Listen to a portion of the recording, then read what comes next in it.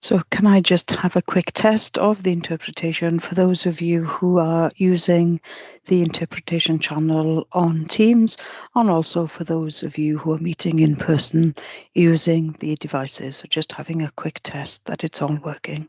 Diolch.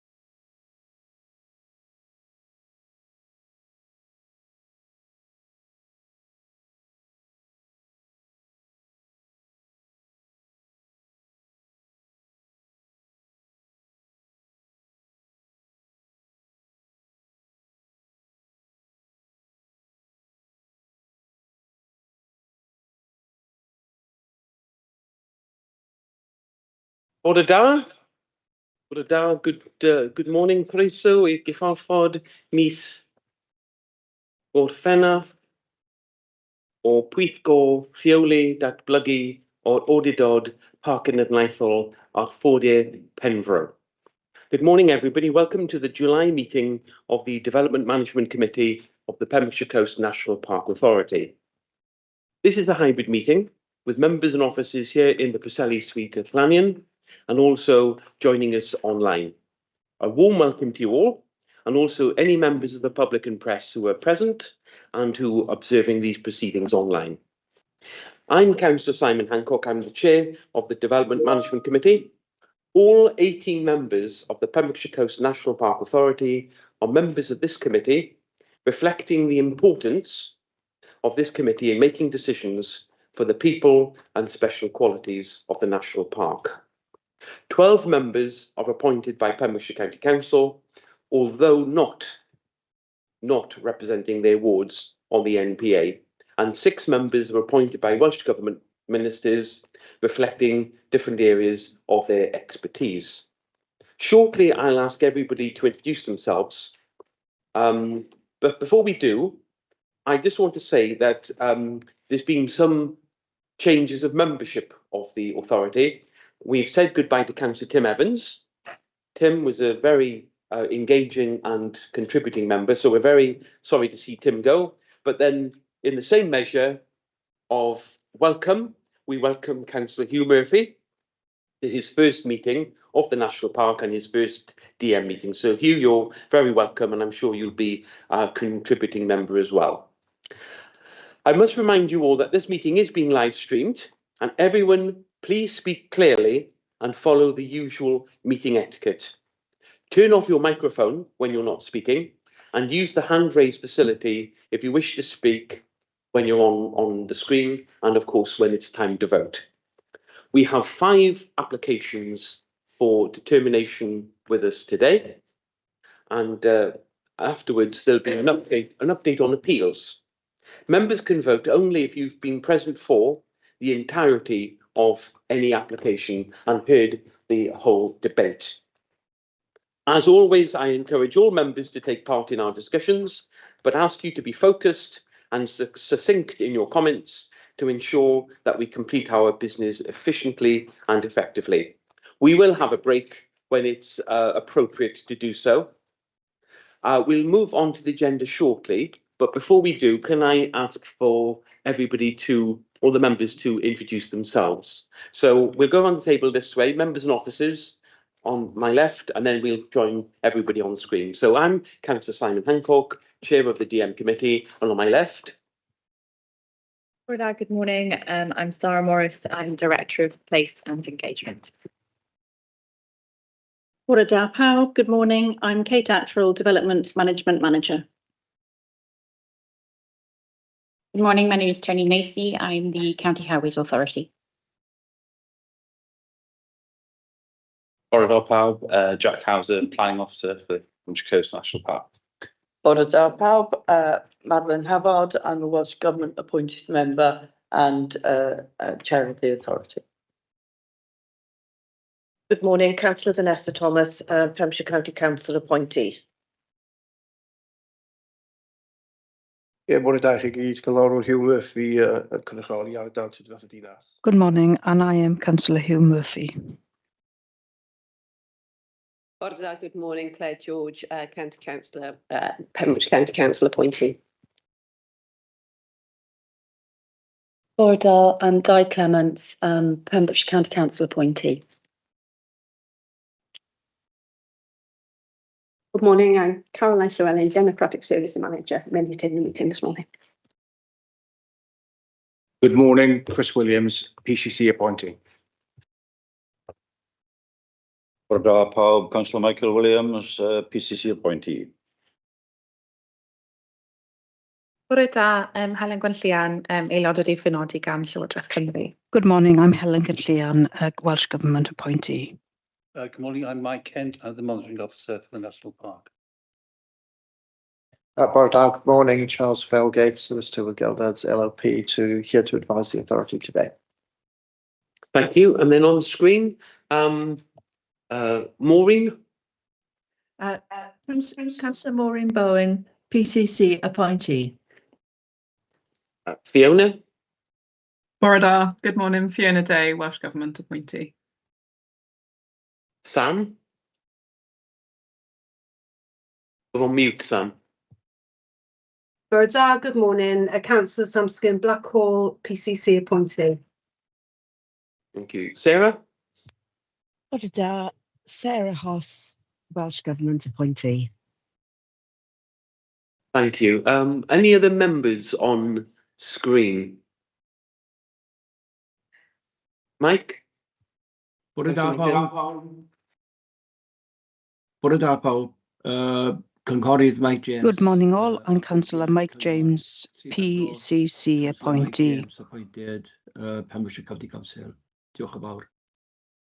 Diolch yn fawr, thank you. Are there any other members or officers online? Please, can you introduce yourselves? I can't see, the tiles are very small.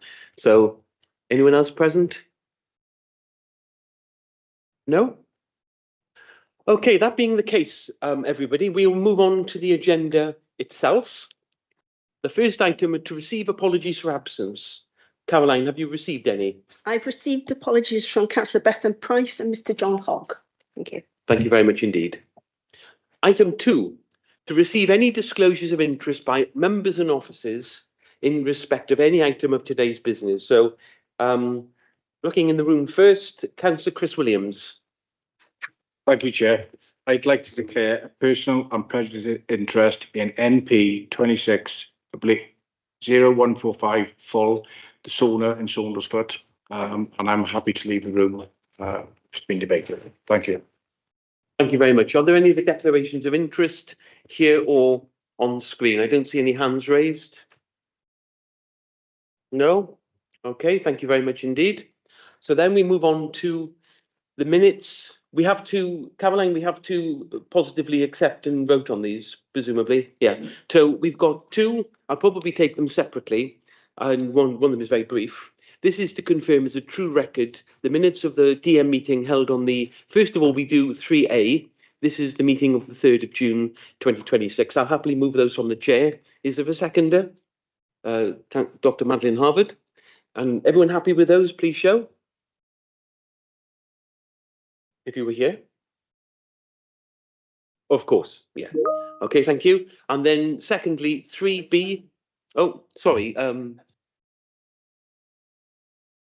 Thank you very much, Vanessa. So then 3B, minutes of the 24th of June 2026. Again, I'll move them for accuracy from the chair. Looking for a seconder. I think Di just got there, Councillor Di Clements. And likewise, please show your agreement with the minutes. Please show, raise a hand.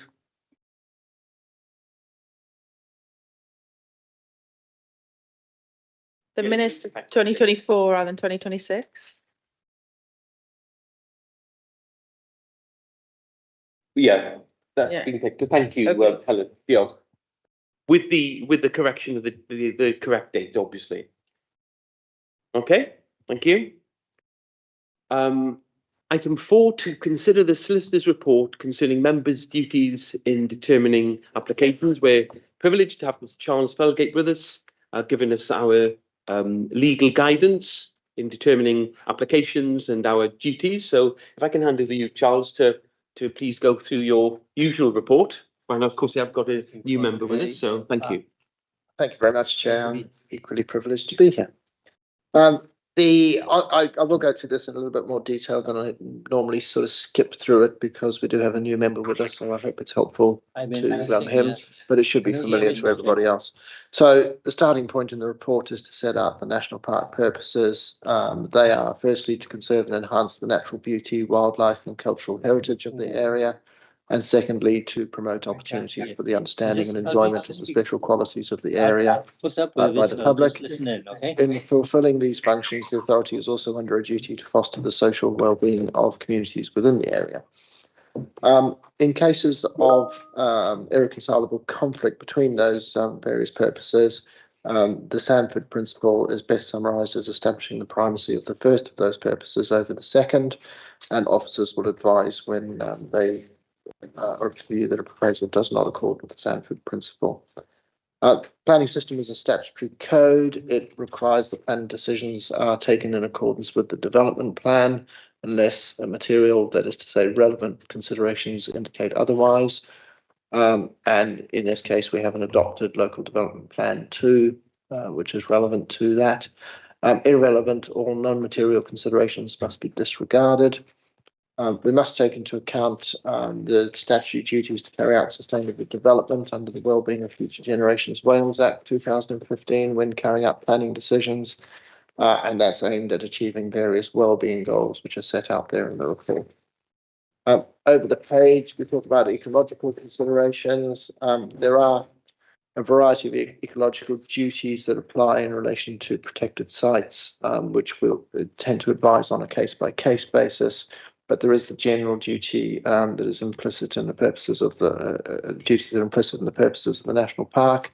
And in addition to that, under the Environment Wales Act 2016, the authority must seek to maintain and enhance biodiversity in the exercise of its planning functions, and in doing so, promote the resilience of ecosystems, so far as that's consistent with the proper exercise of your planning functions. Moving on now to human rights, provided members apply the Planning Acts lawfully and in a fair and impartial manner, they will thereby also have acted in accordance with the Human Rights Act 1998. Members' Planning Code of Conduct, that explains and supplements the statutory Members' Code of Conduct in the context of the planning system. It's very important that members ensure that they apply the guidance contained in the Planning Code of Practice while carrying out their statutory duties. And there are some selected quotes from that set out in the report. Over the page again, circumstances where costs may be awarded against the authority, where a decision of the authority is the subject of an appeal to the Welsh ministers. The ministers or a planning inspector acting on their behalf have power to make a partial or full award of costs against the authority where the authority is held to have acted unreasonably and that unreasonable behaviour has directly caused another party to incur unnecessary or wasted expense. So we do need to be cautious in terms of the decisions we make, and they are not without consequence. Not mentioned in the report, but also important to, I think, appreciate is that decisions to grant planning permission can be challenged by way of judicial review through the courts. So it is important that members' decisions are made on a lawful basis, that is to say, rationally, and taking into account all material factors. We will give case-by-case advice when we believe that judicial review risks exist, but it is important to be conscious of that. So that's it from me, Chair, but if there are any questions, as always, I'm here to assist. Indeed, thank you very much indeed for reminding us of our duties and obligations under the relevant legislation in determining applications. Are there any questions or points of clarification any member requires in respect of the solicitor's report? No? Okay, thank you very much indeed, and we're obliged. Thank you, members. That brings us on to the first of today's 5 applications to be determined. The first one is NP 23/0435. This is Tolbenny Hall Farm, Tolbenny, Haverfordwest, Pembrokeshire, SA 62 3XB. And you can see that the proposal is change of use of land for the formation of 11 touring caravan pitches, tent pitches, and the siting of 3 shepherd's huts, part retrospective to include retention of existing storage shed and facilities building. And I've mentioned the site location. The presenting officer is Kate Attrell. Kate, I shall hand over to you to your report, and then I will invite questions from members arising from your presentation. Thank you. Jill Caderia. Members will see there is a written report accompanying this presentation, and that is on pages 14 to 30 of the agenda before you today. The application is being brought to committee due to an objection from the Community Council. The Community Council have been consulted twice on this application due to the application having been revised during the time that we've had it. You can see here the site is not outlined in red, and I need to draw to your attention that the agenda red line isn't correct because that's the original red line that was submitted to the application, which has since been revised. So there is a smaller red line, which was revised this year by the planning applicant, which is here. So you can see the red line includes the access to the north and the site itself around the retrospective buildings that are also being applied for. The application is for 11 touring caravans. Oh, I forgot to make my cursor big, sorry. So you can, if you can see the cursor on screen, I'm just hovering by the 11 touring caravans. Then there's a siting of 3 shepherd's huts to the south of that. And then further south again, labelled Area 1 on the plan, there is a camping field. The intention would be that the applicant has requested permission for 11 touring pitches, up to 20 tents, and 3 shepherd's huts to be located seasonally between the 31st of March and the 30th of September. There have been a number of revisions, as I referred to earlier, of this application since it was originally submitted. And we have recently received a applicant's ecologist that came in on Monday. It has been checked by our ecologist, and our ecologist is happy that, subject to additional conditions, that survey is adequate and acceptable. The 3 shepherd's huts that are proposed, only one of those is retrospective. There's one currently on the site. They are located to the east of the existing buildings on site. The barn on site is also retrospective. There was a skeleton of a barn, as far as I understand, but that was refurbished and rebuilt by the applicant without realising that it required planning permission. And there has been a significant level of further information submitted in relation to the highway safety and visibility. So we have a number of third-party comments concerned about highway safety. The applicant has commissioned a speed survey by a professional consultant, which has been submitted. We have then had a challenge, a counter challenge to that survey submitted by a third party. And then our highways officer has gone out on site again to check that she is content that the site can be accessed safely. So it is sustainably located in terms of policy requirements for sustainable location of campsites. There is a puffin shuttle that goes straight past the site, and that corresponds to the seasonal opening of the site. And highways are content that there is adequate visibility. But we have got the highways officer here if you have any questions about that after the presentation or after the speakers. Just to take you through the actual site access, it's to the north of the site.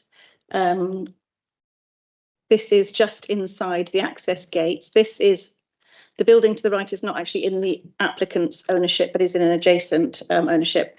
But the applicant has right of access through the access track.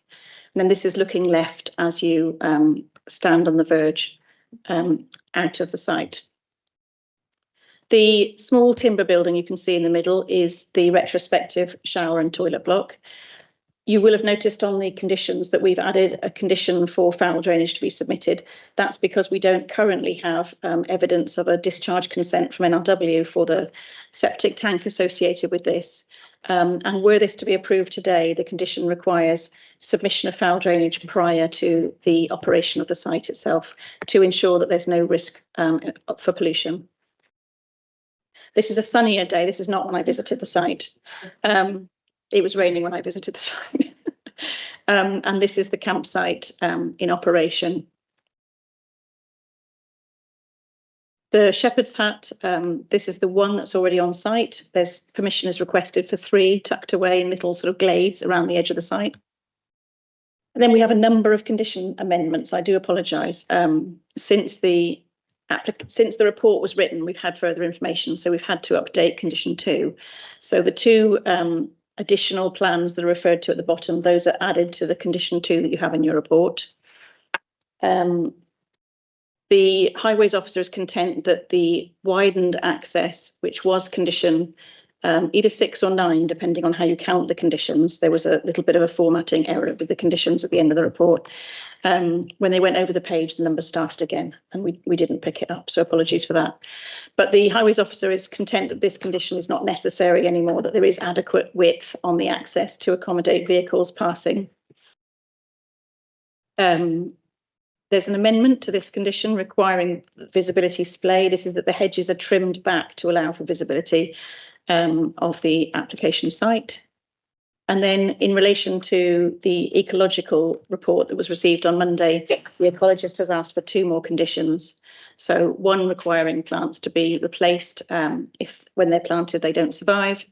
And the other one ensuring that the ecological enhancements, the bat tubes, hedgehog, box and nest boxes must be installed before the site is operated.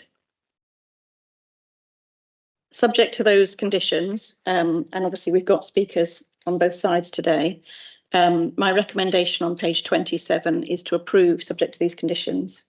Diolch, Daria. Thank you very much indeed, Kate. Yes, we have speakers, but before we turn to those, I'll ask, are there any questions from members to Kate in respect of her opening presentation? Dr. Madeline Harvard. Diolch, Cadeirydd. Just a couple of questions, Kate, please. One, a very simple one. Does the expression touring caravan include camper vans? So when we're talking about 11 pitches, no? Yes, 11 touring. Would that be a mix of campers and or caravans? Diolch, that's a really good question. I think that when I spoke to the applicants a couple of weeks ago, the intention was actually that it should have referred to motorhomes rather than touring caravans, but we haven't had that in writing from the applicants. So we might ask the agent if they can clarify that, and potentially we amend the description and the condition to refer to motorhomes only and not caravans, if that's the intent. That would be helpful, Kate. I mean, even if it's a mix, but that, you know, it just because we're seeing more and more camper vans around the county, I just wondered whether this was another opportunity for vans to arrive. We have the applicant with us, so that question can be put. Absolutely. Come back to you for your second question. Perfect. And the other was there's two others, but I think the changing conditions covers the biodiversity enhancements, which I was a bit concerned wasn't in the original report. So that's really helpful that we've had that. And the final one was about the safety, highway safety aspect, and I clearly there's a concern there, including from some of the comments that have been made in the report. So I wonder, Tony, whether I could ask that our highways advisor just to talk about the splays and the work that you've done, just to reassure members. Thank you very much. Thank you very much. Yes, absolutely can do. When we were considering this application, we had requested that the speed survey was undertaken, which the applicant employed a company Sevenside to do. The data that came back indicated that the combined speed, so direction speed travel in both eastbound and westbound, was 32.7 miles an hour on average. Now, I recognise that the location of the tubes was taken just to the west of the access, which was in between the junction and the access point, and it wasn't undertaken on the east side. Just to clarify, when you were standing at the access and you were looking, the visibility of approaching traffic on the east is very good. So it's not necessarily that, it's the geometric layout of the road is curved on your left-hand side as you're standing there. So it's more important to kind of understand what the speed of traffic is in that location. So with it being 32.7 miles an hour on average, that means that the visibility space can be lowered reflectively. They're not required to fit the 60 mile an hour speed limit, which would be 215 metres in both directions. Based on this assessment, 50 metres in both directions is adequate. This can be achieved within the highway verge. I have checked the highway verge extent. It covers the front of the bank. If it's useful, may I just share my screen and just show you what I mean by what the display looks like on the ground? Just bear with me for 1 second while I get the technology up and running. Okay, so if you can see, this is what the access and the direction in which I have concern coming from the junction. You can see that around here, this is where the junction is. You can see that this is the bank here and it's slightly overgrown. If you go back to 2009, obviously when the council had slightly more money and was keeping up the maintenance of the verges more, you can see that actually the visibility along this particular side is quite good. And you can achieve that again simply by cutting back the vegetation along this line. So it wouldn't remove any vegetation. It wouldn't cut down the centre line. I'm not asking for anything to be set back or taken away. I'm just asking for it to be maintained and cut back, which is in the scope of the applicant to do, because it is within the highway verge, and we do ask that in other locations for the applicant to maintain the highway verge. That's my best sort of presentation of how to get you to understand. Yeah, thank you very much. Diolch, Tony. So it wouldn't need any physical widening at all. You that fits the advised. Yes. So previously we have requested that the access be widened. We don't need it to, because you can actually achieve the visibility space from just maintaining and cutting that back. I understand there's a little bit of where the highway extent ends and where the private land ownership is, that is in that access, but that access at that gate is 3.7 metres wide, so it's still wide enough for vehicles to enter. The maximum width of touring caravans is 2.35 metres, so there's room for it to enter. The volume of traffic and the trip generation from this is low. So in my opinion, the instance of two vehicles entering and exiting simultaneously would be very low, which obviously our belt and braces would be to have it widened. But again, upon reflection and upon looking at, the volume of traffic on this particular highway, when the survey was undertaken, and having been there again last night and having a look around and just checking, I do think that we could leave the width of the access as it is. Those excellent questions. Councillor Chris Williams. Thank you, Tony, for that information. You mentioned in your conversation then regarding that there's a going to be responsibility to make sure that that verge is cut. How is that going to be maintained in the years ahead, and making sure that visibility will always be there for use on that road, either in or out the site? Yes, thank you. With that, it is part of the planning permission, so it would be put on the applicant to maintain that.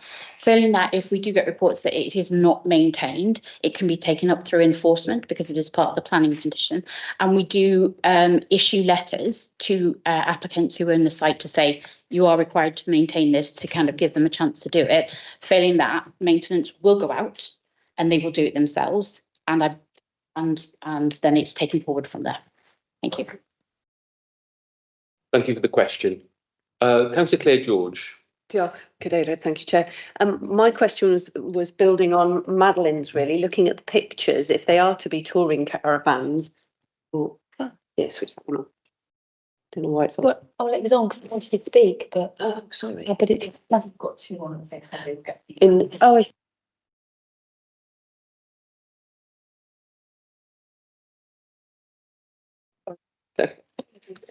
Okay, so you were saying? Sorry, apologies.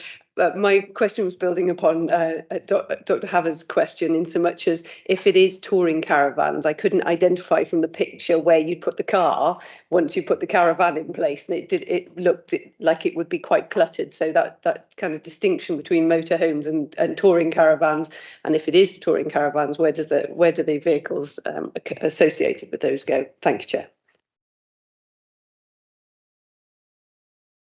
Hopefully this helps. I presume that the applicant will clarify that it's motorhomes, in which case there's no clutter of additional vehicles, and actually it makes the access to the site much easier if you've just got a single vehicle entering and exiting rather than touring caravans.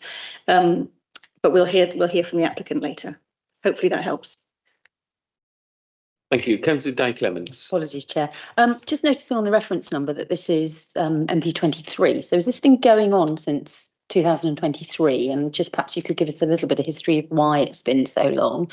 And also just going back on the highway issue, obviously it's retrospective. So there's just been the one shepherd's hut and it's been used as a seasonal campsite.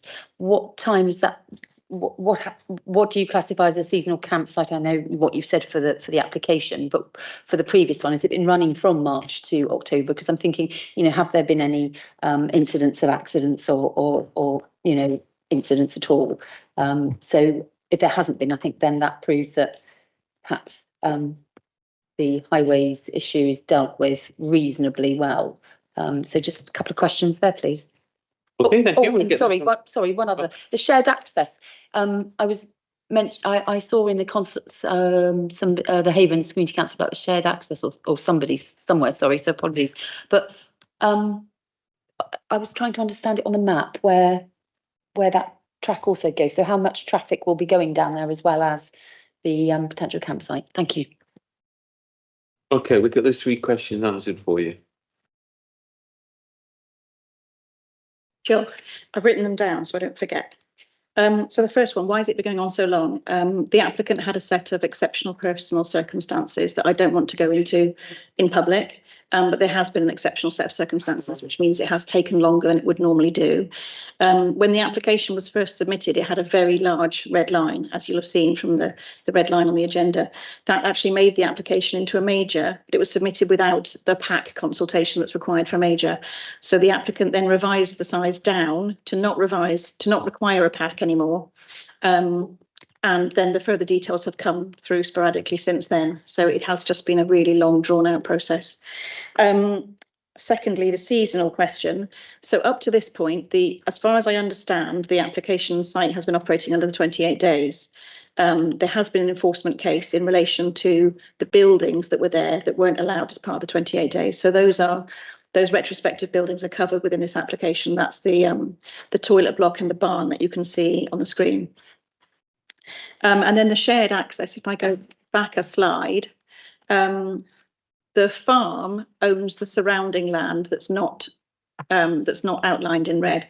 So all of this land is owned by the farm, and the adjacent occupier, I think, is speaking today, so they can explain the level. I think there's a level of farm traffic. So as far as I know, there's livestock on the farm, and there are farm vehicles entering and exiting during the course of the year.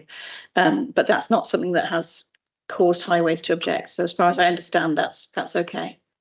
Yeah. Okay, thank you for those questions, Di. Are there any further questions for Kate in respect of her presentation before I call upon the first speaker, Alison Gibby? Sorry, Kate. Sorry, I forgot. One of the questions was about accidents. So if I can hand over to Tony. Hello, yes. I did run an accident check through Crashmap and the Stats 19 databases. There's been no accidents in the past 26 years recorded accidents. So I don't necessarily think that this intensification will lead to any road safety incidents. Thank you. Okay, thank you. Okay, any further questions for Kate? No? Okay. Okay, so I'll welcome Alison Gibby to the... Who'd like to sit there? Thank you. Welcome to the DM committee. As you're probably being briefed, Ms. Gibby, you've got 5 minutes to make your objections to the your comments to the committee, after which I'll invite questions if members may have questions or points of clarification. Obviously it's being monitored in terms of giving everyone the same amount of time. So you've got 5 minutes, and when 4 minutes is up, we'll give you a little indication. You have a minute to wrap up and conclude your comments. So in your own time, welcome, and it's over to you. Microphone on. Okay, thank you. Well, that was a big surprise to hear that Highways have just changed the condition from 5.5 metres, because when I looked yesterday, it was still there. Okay, it might have been a misunderstanding because what Highways have put up is very confusing. And the reason that they were asking for 5.5 metres is so that two vehicles could both come off the highway together and then pass through.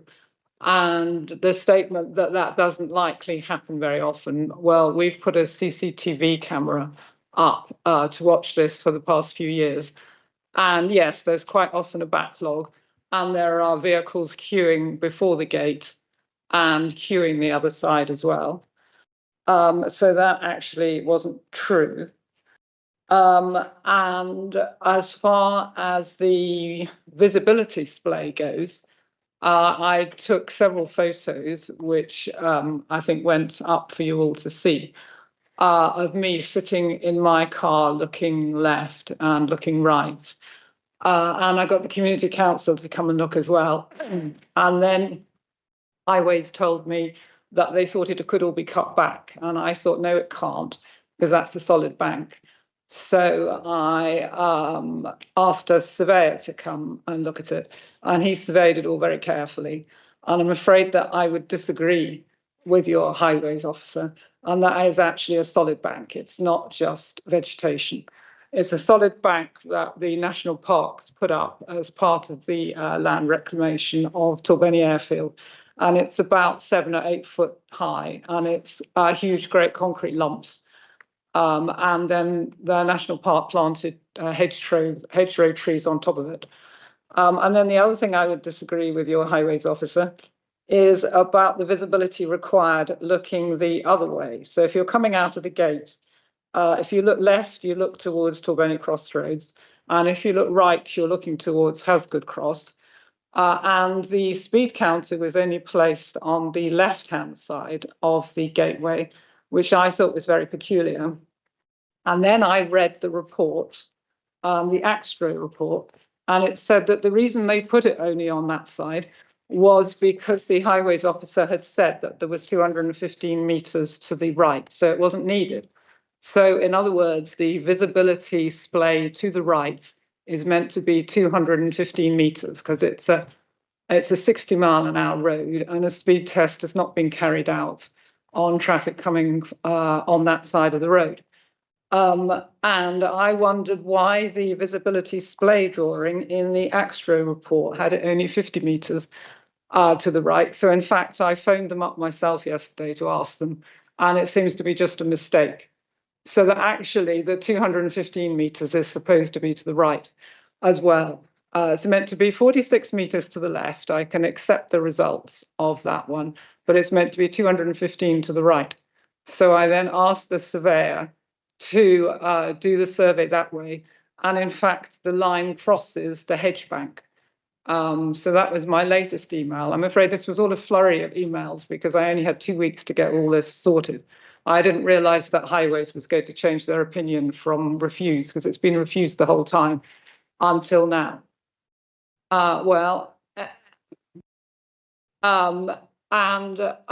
Yes, so there is not a visibility splay that is required, and it is still dangerous. And as I said, I went to look at it with the community councillor, and they're not happy about it. And I went to community council yesterday evening, and there's no change of opinion. What else did you say? I don't know if I've had my 5 minutes yet. I've got 1 second left. 1 minute. Okay, thank you. Because I couldn't read what I'd written because of the change in the Highways thing. Right. At the moment, the campsite is currently advertised as being centred around 2 wildlife ponds, which is that extra area. And it says it will be open from the 5th of August.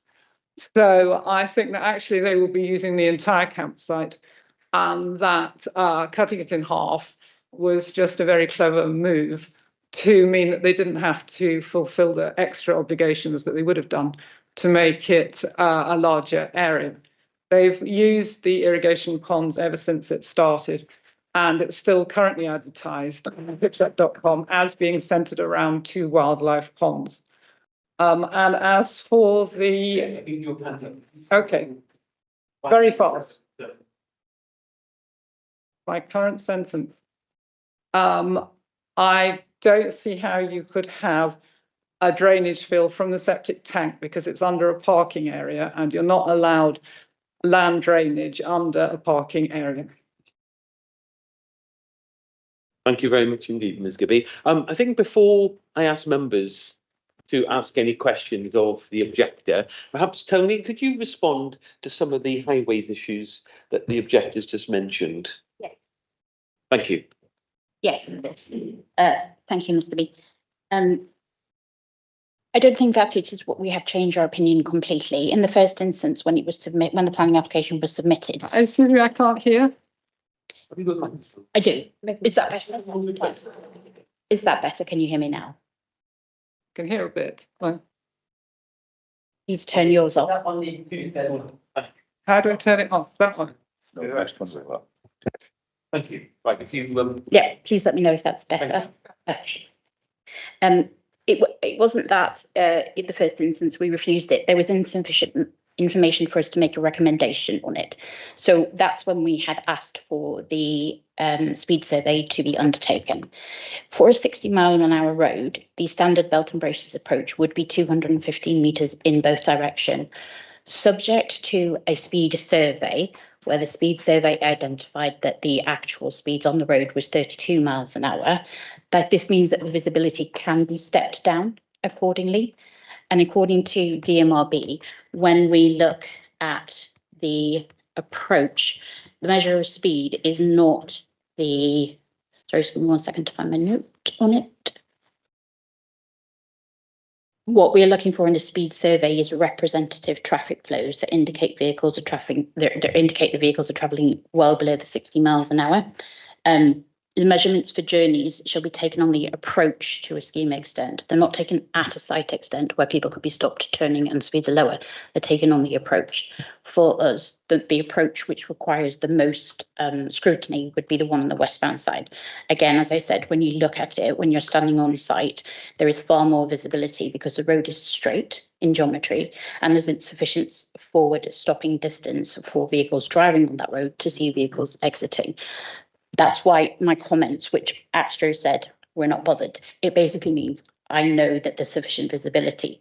Driving up and down the road, vehicles are not travelling at 60 miles an hour. In the speed survey, there were only 3 vehicles which travelled between 40 and 45 miles an hour.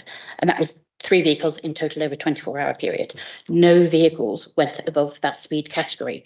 Vehicles drive according to the condition of the highway. Most vehicles driving on there are not doing 60 miles an hour because it feels like 60 miles an hour would be too fast for that location. So in that opinion and based on that evidence, this is why I indicated that 50 miles an hour or 50 metres in both directions would be satisfactory. I'm just looking to see if there's any other points that Ms. Gibby has raised that I haven't. Why we have, I suppose the most pressing question is why we have changed the width and we don't require it to be extended anymore. As I said, because of the volume of traffic coming in and coming out, and given the dispute over the land ownership, I don't think it would be a safety requirement to necessarily have that width in place. I'm unaware of any CCTV which indicates that there are vehicles stacking. In my opinion, when I was there, both site visits, the road was not busy at all. There was no passing traffic. There was no vehicles turning. So for me, it seems to be a low volume traffic road. Thank you. Thank you. Members, do you have any questions of the objector?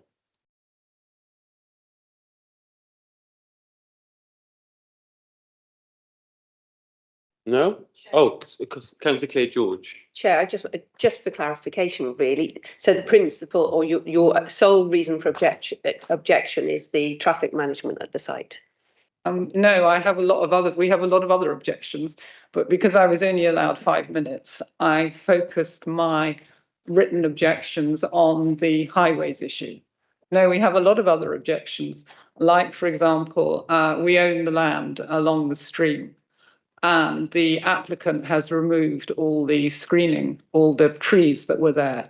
There was a lot of trees planted there by the scrapyard owners. It used to be a scrapyard, to screen it from the road because they were trying to get planning permission.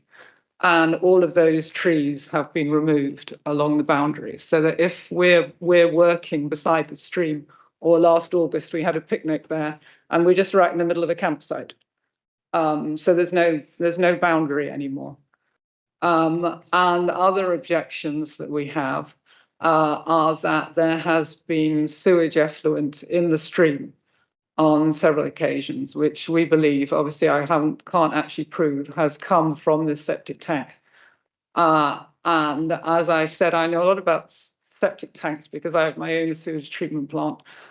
And they're not allowed to be the drainage field, according to the building regulations, obviously you need to check this, is not allowed to go under a parking area. It's not allowed near a water course. It's not allowed near a building.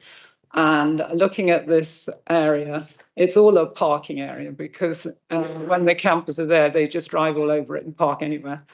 So there wouldn't be anywhere to put a drainage field. And where have we got to? Yes, the other objections are that this is an active farm. So there's a lot of farm traffic going up and down that roadway. We own, between us, there's 2 branches of the Gibby family that own the farm. We've got 220 acres and 200 breeding sheep, which goes up to 500 when they've lambed, and 60 cattle. And we do contract work as well. And the machinery shed is right next to the campsite, which is labelled as a stores shed on your site plan. So all that machinery is going up and down and queuing. As I said, I've got photos on the CCTV camera of combine harvesters, tractors and trailers, tractors with mowers, all of that, all stacking behind holidaymakers, trying to get out of the gate. And where else have we got to with the objections? Does that answer your question, Councillor George? Thank you very much. I just had one very small reason. On the CCTV camera, I actually caught a camper peeing on the roadway. Okay, thank you. Any further questions before we? No? Okay, thank you very much indeed for your representations to the committee. We do have a second speaker, public speaker, in respect of this application, and that is Mr. Zach Addison. Oh, back here. Mr. Addison, if you'd like to come forward and sit at the table. And as I indicated to the previous speaker, you've got up to 5 minutes to speak to committee, and then you're the agent for the application, and then I'll invite questions from members if they have any points of clarification for you. So you've 5 minutes, 4 minutes. You have a minute's warning to sort of wrap up, and you got this microphone on. Good morning to you all. Thank you for hearing this application. So for those of you that don't know me, I'm Zach of Addison Design, here speaking on behalf of our client, Mr. Stoddart, today. So just to kind of, how we've got to this point, as mentioned, our client and his late wife started the site as a 28-day site, and it was formerly a scrapyard, and in credit to them, they've turned it into a beautiful place down there. There's no remnants of the scrapyard left, and instead it's a beautiful little haven down there. And because of that, the applicant is not trying to go OTT. He doesn't wish to be a grievance to anybody, and that is reflected in the scale of the site. So to answer the question that arose earlier with regards to what type of vehicle will actually be parking on these hard standings, and the answer to that is motorhomes. So although the hard standing is referred to as a touring caravan pitch, because I suppose that's its term, the applicant is only looking to invite motorhomes and is happy to cap the length at vehicles no longer than 7 meters in length. So I hope that answers that one for you. Along the application, the applicant has done whatever's been asked of him. From an ecology perspective, he's done preliminary ecological assessments, and these have always come back positive. Mentioned on what came in on Monday was a further update on that. From a biodiversity enhancement perspective, is happy to go above and beyond. So we now include things like swallow cups, swift boxes, the creation of new hedges, planting of trees, pollinator plants. It couldn't be more incorporating of biodiversity enhancements if it tried, and the level of enhancement is in comparison to the scale of the site, the enhancement measures are massive. As mentioned with the highway stuff, a survey was conducted by Axtro, the highways consultants, and the findings you've heard. And I hope, again, mentioning that it's motorhomes as opposed to touring caravans helps to answer that one. Again, the site is, a beautiful little haven, and the applicant isn't looking to take from that at all and instead add to it, which is why we are only talking about 11 hard standings, 1 tenting field, and 3 shepherd's huts. In that tenting field, it will be a maximum of 20 tents at any one time. With regards to like surface finishes and stuff down there, we're not looking at any kind of additional concrete or tarmac or anything like that. The hard standings are to be like a type 1 subbase, like your purple scalpings. So it will allow for natural filtration, that kind of thing. So we're not looking to, we're not going to cause flooding elsewhere or something like that, because it has the natural filtration ability. And then the retrospective side of things is one of them being the storage shed, which was an old RAF type building, which the applicant roofed over when it was in poor condition. That is just simply storage for the caravan site. It's not looking to be anything more than that. And then there is, you've seen the pictures of the small toilet block, which is the facilities building then for campers in tents and that kind of thing. And then there is 1 shepherd's hut there. The application has, like I said, the question was raised as to why it's from 2023. And just to kind of reflect what Kate said, Andrew has gone through a lot during this application, and that is reflective in the time it's taken. Information has come from all different spots, and lots of different consultants have been used during the application time period. And I just wanted to take the opportunity to thank the officers and the consultants involved for their tenacity during it, because getting to this point, as hasn't been easy, and we, lots of surveys have had to been done and additional reports and then updates to that. Brilliant, thank you. So yeah, no, just to thank that, and then again, just to mention, whatever is asked of the applicant to this point he has done, and that will be reflected going forward. If from a maintenance perspective and that kind of thing. And then just to again mention on the access side of things is, although it is recognised that there is a solid bank at the entrance. It does not touch the tarmac. There is a highway, there is a verge, which then slopes up, and then there's a bank. And it is that gap between the edge of the tarmac and the solid verge that allows you the visibility. If the great big verge was bang smack against the tarmac, then understandably you wouldn't be able to see left or right. But that isn't the case here. There is a bit of a flat area from the curb side. It then begins to gently slope up, and then further back is that bank. But in the sloped area, you can see. Thank you very much. Thank you very much indeed, Mr. Addison. Okay, members, questions for the agent. Councillor Clements. Thank you, Chair, and thank you for your presentation. There was an issue about noise and whether there'd be complaints about that. So I'm just trying to understand how close the alternative, houses not connected to this campsite is. I mean, we've heard about, picnicking in a field or in a campsite. So I just wondered if you could advise them. I'm just looking at the map a bit and just struggling a little bit to find out how close it is. Is that the closest one? Yeah.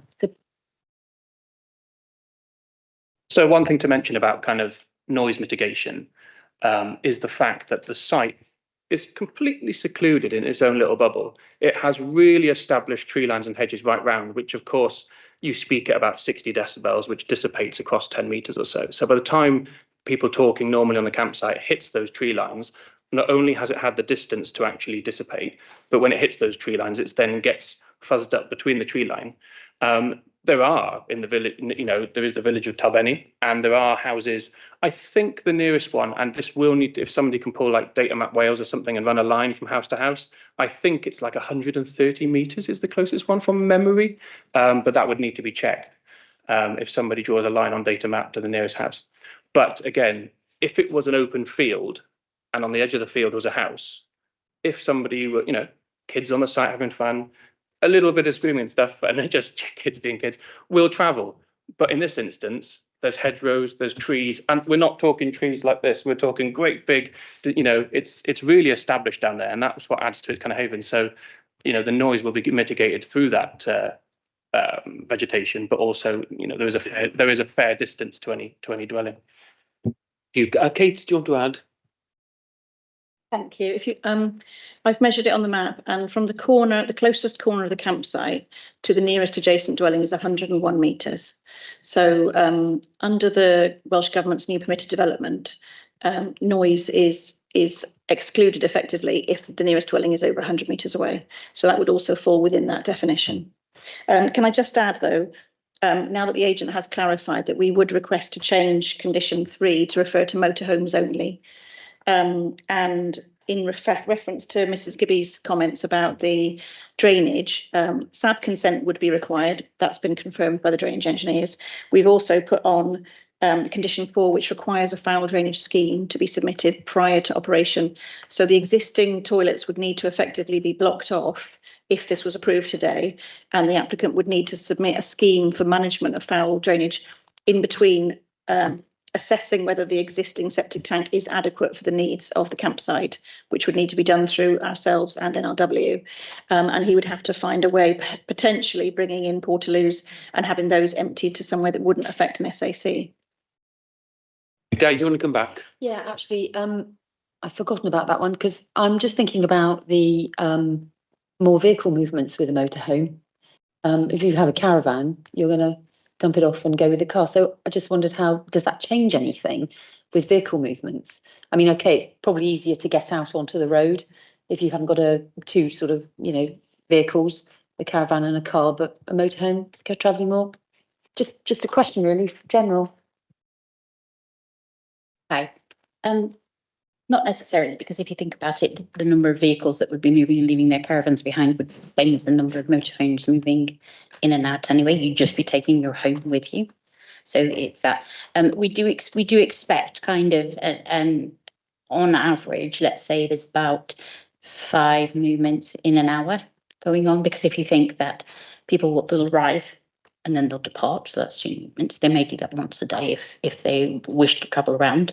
Some people arrive on site and stay on site and don't want to go anywhere. But on average, about 5 movements an hour, which is not that significant on the public highway.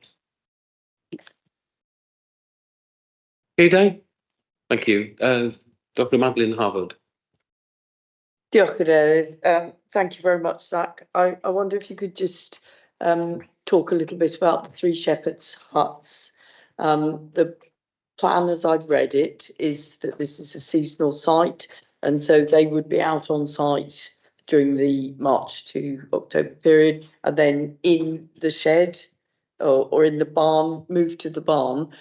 The question that just flashed in my mind was from the images we saw, where there appeared to be some decking around one of the one that was there. I'm assuming that that will be acceptable. Could you confirm that they will be moved into the shed? And then perhaps we could come to our officers just to talk about if there's any other structures around them and what the impact is. Thanks very much. So exactly that. They will be on site during that March to September kind of seasonal provision. And then during the winter months, the applicant is happy to put them at request. So from a visual amenity perspective, if we want to put them inside the shed, they can be towed away, locked there until March. Happy with that. If it's preferred that they were towed to the yard space above the shed and they sit there, fine. Either way, they will be removed from site and kind of put to a central location where they're off of their where they kind of trade from. But if they need to go in the shed, that's fine. If they need to go on the yard space, that's fine as well. And then with regards to the decking, it doesn't have any form of like concrete foundation or anything. That the posts aren't set into the floor, so that is actually with a telehandler. The forks can pick it up and it'll be taken away as well. So those 3 kind of little glades, the pockets you see outside of the seasonal period, will only be empty glades. They'll be. Sarah, she wants to. Yeah, just to say, we've got condition 3, which requires the removal. So they would need to be removed from. It wouldn't be acceptable to store them in the yard. They would be required to be removed from the land. And then condition 5, which retains the existing shed only for storage uses ancillary to the campsite, and not for any other commercial or independent. So that's covered, and also the decking as well. That would be removed. Okay. Thank you very much. Okay, we're still on questions to the agent. Any further? No? Okay, thank you very much indeed, Mr. Addison. Most grateful for you attending today.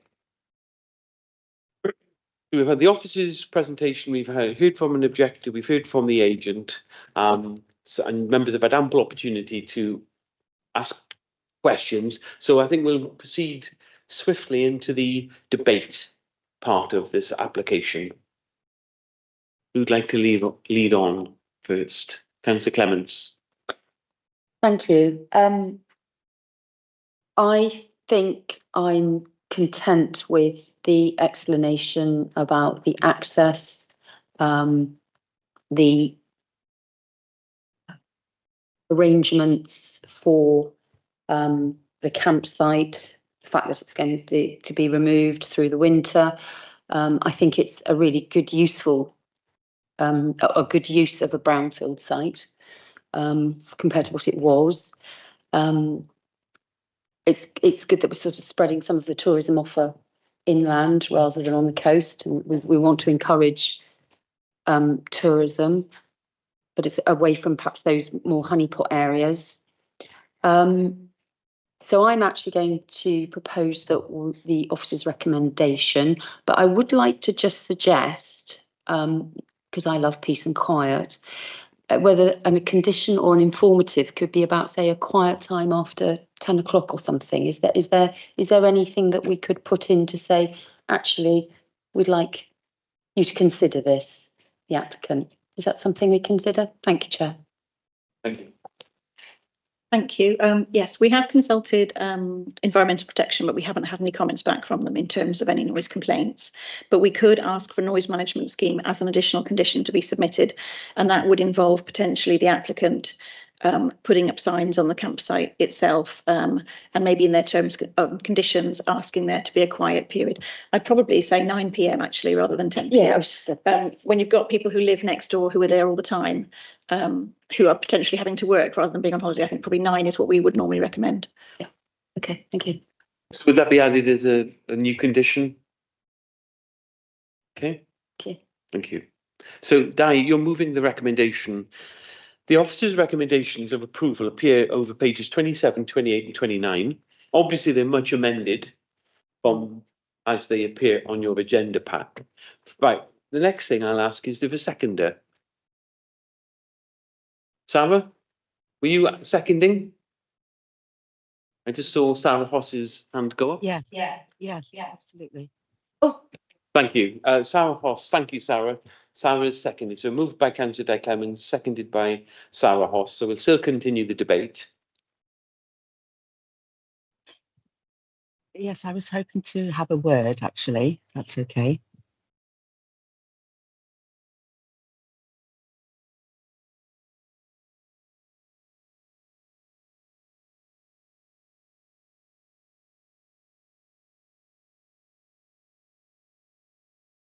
Okay, thank you.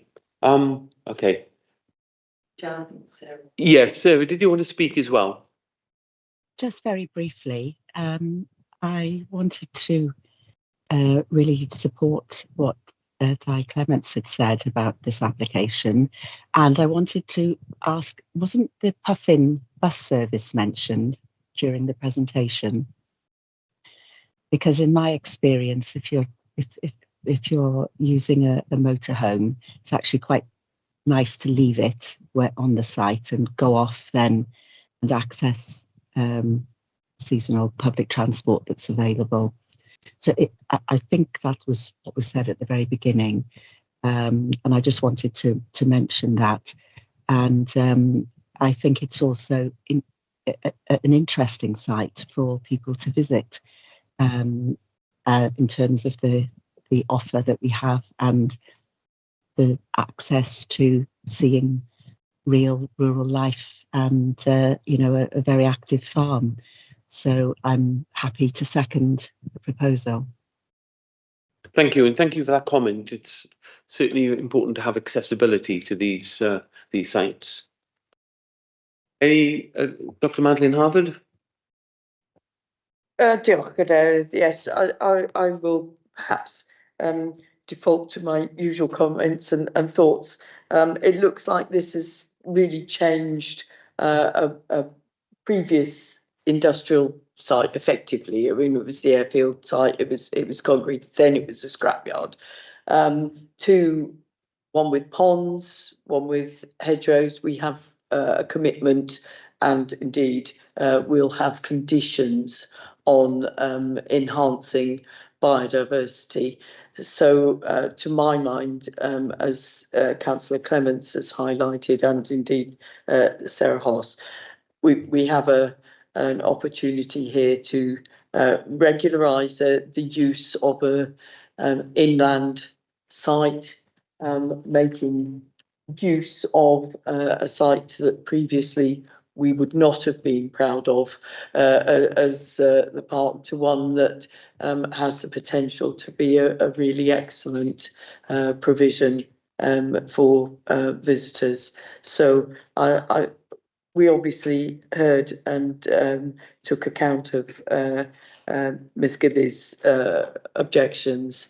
I think that from our officer's point of view, all of those issues have been overcome now or will be overcome, and I certainly will be voting for the proposal, I think. Thank you. Thank you for those comments, Madeleine. Any further comments before we proceed to a vote on the amended, with the recommendation with the amendments that have been relayed to members? Who's up? Councillor Mike James? Diolch yn fawr, Cadeirydd. Thank you, Chair. Sgwysodwch fi. Hoffen ni cefnogi I would like to support everything that has been said. hyder o Dwi'n hyder o falch And I am extremely pleased to see a development such as this one lle le we busnes and seeing a business develop. yn y gorffennol. I cael rhywbeth for hyn mas yn y wlad. And to have something like this out in the rural areas. Mae fe'n ffein iawn I weld yn dod. Well, it's really good to see this development. So I'm willing to support this. Thank you. Diolch yn fawr. Thank you, Councillor James. Are there any further final comments before we look to a vote? No? Okay. Well, it's been moved and seconded. The recommendation, pages 27, 29, as amended. Don't forget the amendments. Before we do vote, can I ask Councillor Maureen Bowen and Mr. Gwyn Angell Jones, I'm not sure whether you have been present for the whole of the debate. Obviously, if you haven't, then I would recommend you didn't vote. But if you have been, so just to make you, well, you know what you know what the.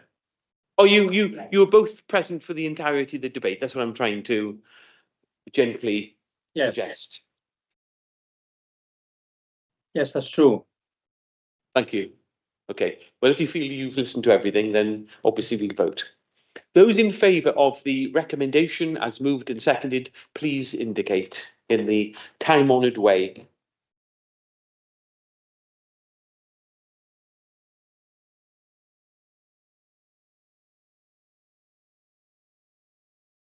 Could we please have a...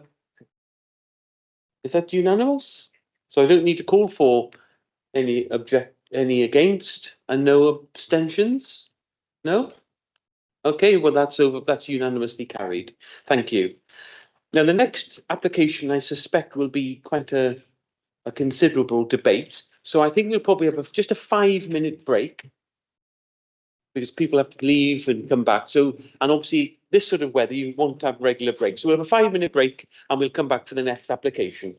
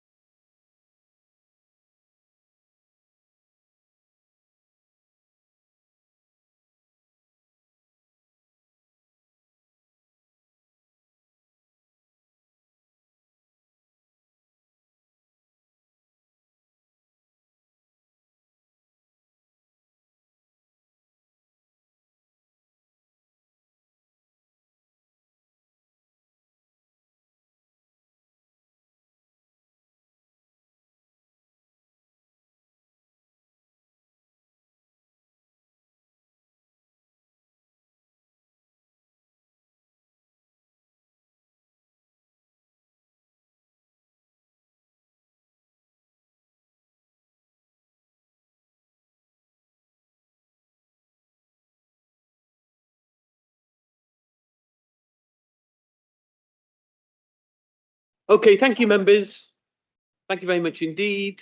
After, I'm sure we all appreciate a little short comfort break. We're now on the second application we have to determine today. That's application NP 260145, Saundersfoot Harbour, Saundersfoot, Pembrokeshire, SA 69 9HE. And as you can see, proposal, one small timber wood fire sauna and associated booking hut on the harbour. So that's the next item we've got to determine. And I believe the head of planning, Sarah, you're going to present this for us.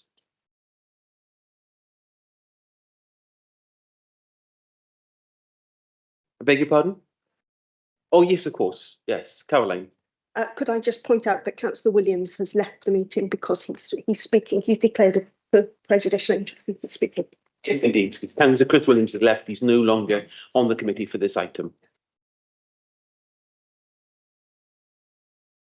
Chair, sorry, I think previously we've had this discussion and anybody who is going to present was able to hear the presentation by the officers. Yeah, that's the approach we've adopted previously. I think that's the fair. He's there. He's there.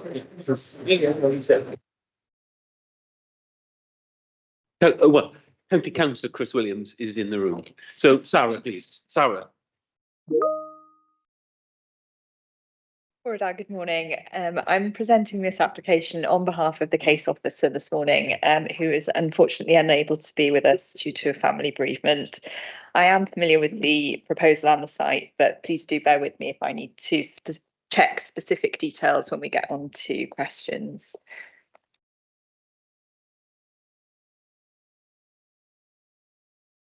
This application seeks permanent retention of an existing sauna facility and a booking hut at Saundersfoot Harbour. The sauna was granted planning permission under application reference MP 240155 full for a temporary period of 2 years by this committee in June 2024.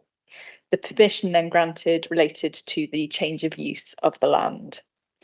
This application seeks permanent planning permission for the siting of the sauna. It also seeks permission for retention of the booking office. The permission is being considered by committee as the application has been called in by the local member. And we've got a red outline here showing site within Saundersfoot Harbour. Since the report was written, I have the following verbal updates for members. A petition has been presented in support of the proposal by Mr. Phil Baker, who is speaking as a supporter later on. This has 558 signatures collected in person locally and was not online, so it was in-person signatures. Late written submissions have been sent to members by the applicant on Saturday in support of the application and in response to the committee report publication. These have been published on our website since early Monday morning, providing an opportunity for third parties to review those comments. I will broadly summarise the points raised, but you will be hearing from the applicant later on and you will have the opportunity to ask her any detailed questions around that. Firstly, the points in the submission sent to members focus on the fact that the sauna's current location is considered essential to the success of the business and that relocation would reduce the coastal experience and wellbeing benefits offered. Secondly, that the sauna has operated for 2 years, attracting 5,500 bookings and an estimated 8,000 users, and is now an established part of the harbour offer. That the business provides community benefits and employment and income generation for the harbour. The applicant states that the sauna's appearance and location is unchanged from the temporary permission and sits within an already commercialised harbour, and that adequate pedestrian and wheelchair access remain available, and that the booking hut is necessary for operational and safety reasons. The applicant suggests that the FCA, a flood consequence assessment, has been submitted, that NRW have not objected, and that the mobile and supervised nature of the sauna mitigates flood risk. Reference is made to other developments approved in the harbour and elsewhere in the national park, and the need to demonstrate support for tourism and the local economy. And the applicant requests committee give weight to the tourism, economic and wellbeing benefits of the proposal, together with its evidence of strong local support and compliance with planning policy objectives. While the principle of a visitor and wellbeing facility is supported in policy terms, officers have identified concerns regarding its location, impact on the conservation area, pedestrian access and flood risk information, and the committee recommendation from officers is therefore one of refusal based on those three reasons, and I will cover those in my report. The main issues identified are shown on the slide, and I will refer to these in the course of my presentation. In terms of planning policy, the proposed site lies within the centre boundary of Saundersfoot Local Centre as defined by Local Development Plan 2. Policy 4 sets out the land use priorities for Saundersfoot. These include permitting proposals for small-scale employment opportunities to meet the needs of the local area, to protect and enhance the district shopping centre and community facilities to meet the need of the local area and visitors, to ensure developments permitted to contribute to the protection and enhancement of the village's special qualities, to protect and enhance the harbour, and to assist Saundersfoot in preparing for and adapting to coastal change. Policy 38 of the Local Development Plan relates to the visitor economy and sets out development which would be permissible to attract visitors to the national park. These include permitting visitor attractions, recreational and leisure activities in or adjacent to centres. Therefore, the principle of this type of development being located within the centre boundary is clearly established by both Policy 4 and Policy 38. This is, however, subject to detailed consideration of whether the proposed development has a detrimental impact on any of the special qualities of the village, and that is the area that links to the conservation area objection that we've received from our historic buildings officer, which I'll come on to in due course. Policy 18 of LWP2 seeks to control development within identified harbour areas, including Saundersfoot, and supports development provided that it sustains harbour activities and conserves or enhances the existing character of the harbour. The SORNA was granted a temporary 2-year permission for the change of use of land to accommodate it in 2024, and this application now seeks permanent siting of it.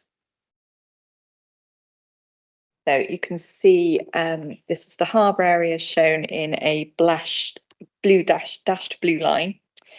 The site occupies a prominent waterfront location within one of the most visible parts of Saundersfoot Harbour.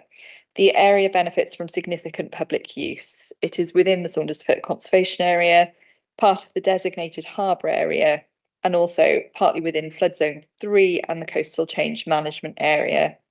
There are nearby special areas of conservation, SPARS and special SSSI sites of special scientific interest designations.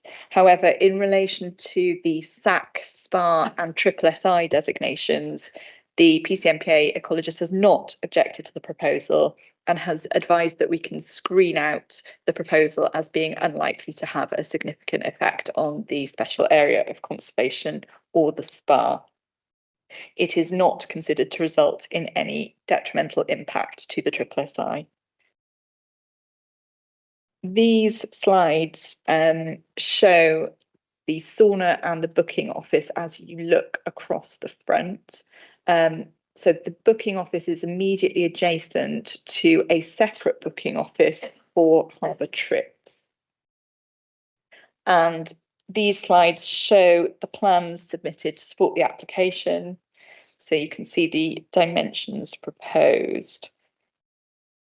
And this is an indicative plan which shows potential location options for siting the sauna, which include moving it further back for extreme wave and weather periods to approximate location D.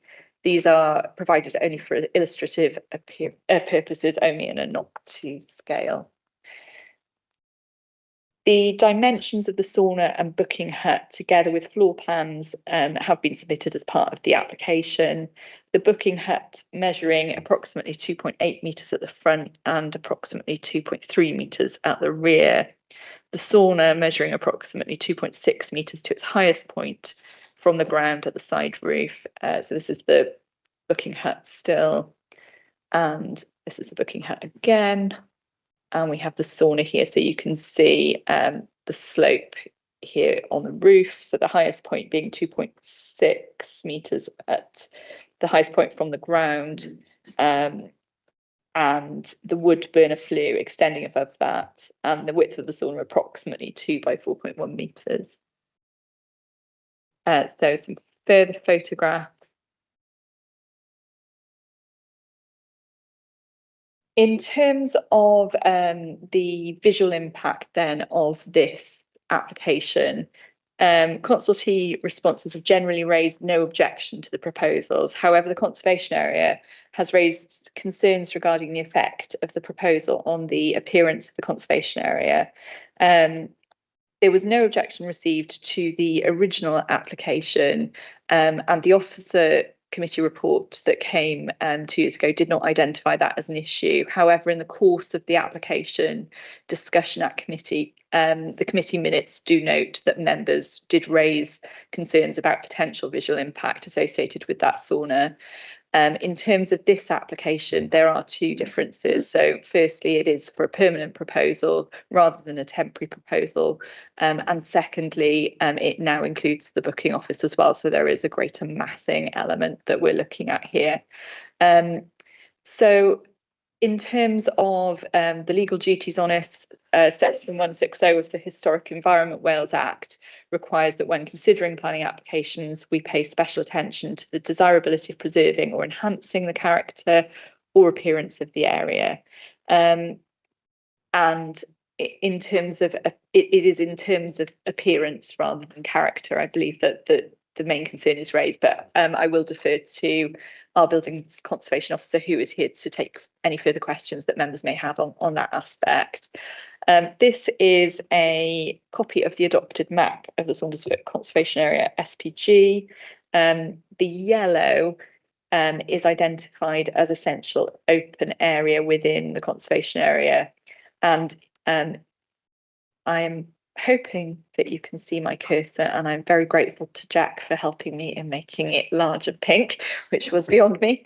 But you can hopefully see point 3 there, which identifies panoramic sea views. So that's set out within the adopted SPG. So in response to the committee report, the applicant has sent some photographs. I haven't included all of them here, but I have included some of the key ones that I think address the points that she wishes to raise with committee, and she will no doubt speak on this later. But firstly, that in this view, that the existence of the raised flower bed and the electric substation provides a natural screening for the sauna itself in that image. This is the booking office just to the right here. And we've got the view of the coal office from the car park, and then also provided here a view of the sauna and booking office from the coal office. So those have been submitted by the applicant in response to concerns raised about the conservation area views. This is a photograph taken by the case officer on the promenade of both the booking office and the sauna, and we've got some close-up photographs taken by the case officer to give you a better understanding of the proposal. So further, these are images taken from the beach, and in terms of the reasons for refusal, one of the reasons is also about the appearance of the conservation area when you are looking back at it from the beach side. So that's set out within your report.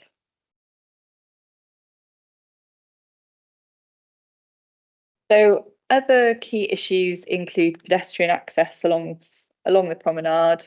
It isn't sorry, the photos here show the width available for passing the sauna in one of the permissions in which permission is being sought for permanent siting.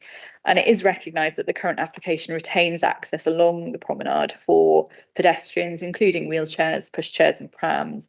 The width of the promenade is, however, reduced, and this creates a natural pinch point, which does restrict the ability of users to pass each other at this point. And in considering applications, we do need to consider our public sector equality duty, to consider those with a range of disabilities, which may include those with visual impairments. So this has been flagged as a concern by officers, and it is considered that this is not well designed in terms of overall accessibility, and that forms the second reason for refusal in your report. The final concern raised in the committee report is in relation to long-term flood risk.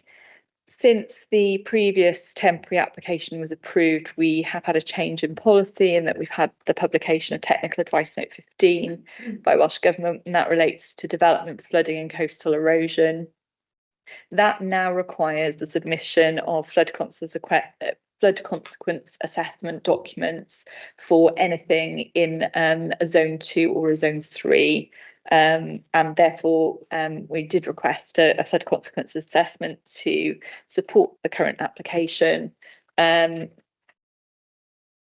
bear with me. I don't know why I've unchanged. Yeah. It's appear to have lost connection. Apologies.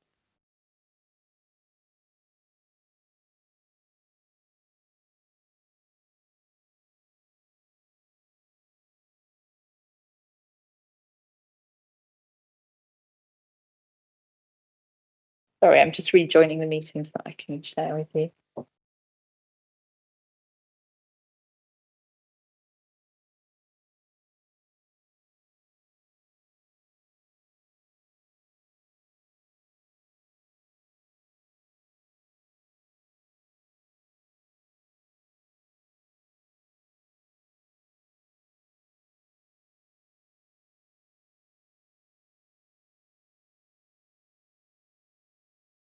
Right, sorry about that, technical difficulties. So going back to the requirements of Technical Advice Note 15 from Welsh Government, it notes that planning applications in Zone 3 require the strongest justification. They are appropriate if they're essential to the development plan strategy, or regenerate an existing settlement, or achieve key economic or environmental objectives.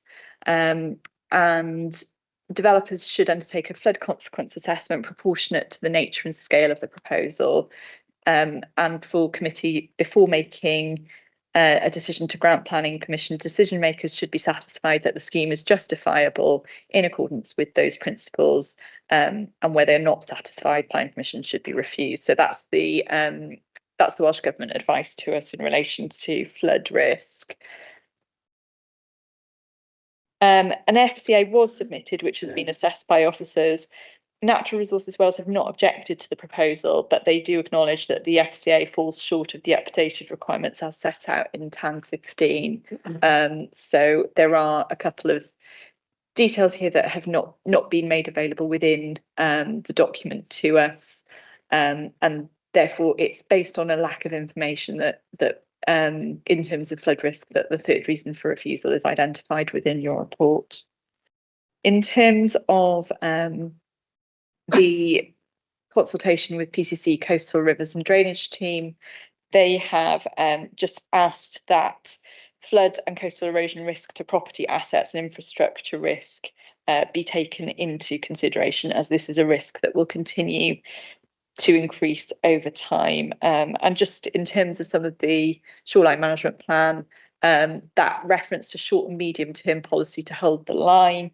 Short term is considered 2005 to 2025, so we're sort of past that. Medium 2005 to 2055. So just to put that comment in context. So this is the last slide. So in conclusion, it is clear that the SORNA and associated booking office bring economic and wellbeing benefits to the community, and those are material considerations that should be given weight by planning committee. The principle of these types of uses within the centre of Saundersfoot is considered acceptable. The previous application was a temporary one for 2 years and related only to the sauna. The increased scale now associated with the booking office and the permanent nature of the proposal before committee results in differing visual impacts on the conservation area and the landscape in question. And the legal requirements on us in terms of considering the impact on the appearance of the conservation area is also a significant matter that committee should give significant weight to. Since the previous permission was granted, TAM 15 has been updated with additional requirements around FCAs for proposal in flood zones 3. And there is a concern that we don't have sufficient information in the FCA that's been given to us at present. In relation to the siting of the sauna, there are concerns around accessibility for pedestrians who may have a disability. And in conclusion, whilst officers recognise the benefits being created by the current use of the land, the harm to the appearance of the conservation area, concerns over the reduced walkway size and long-term flood and coastal erosion risk in this area for a permanent proposal have resulted in a recommendation for refusal in this instance. Happy to take questions.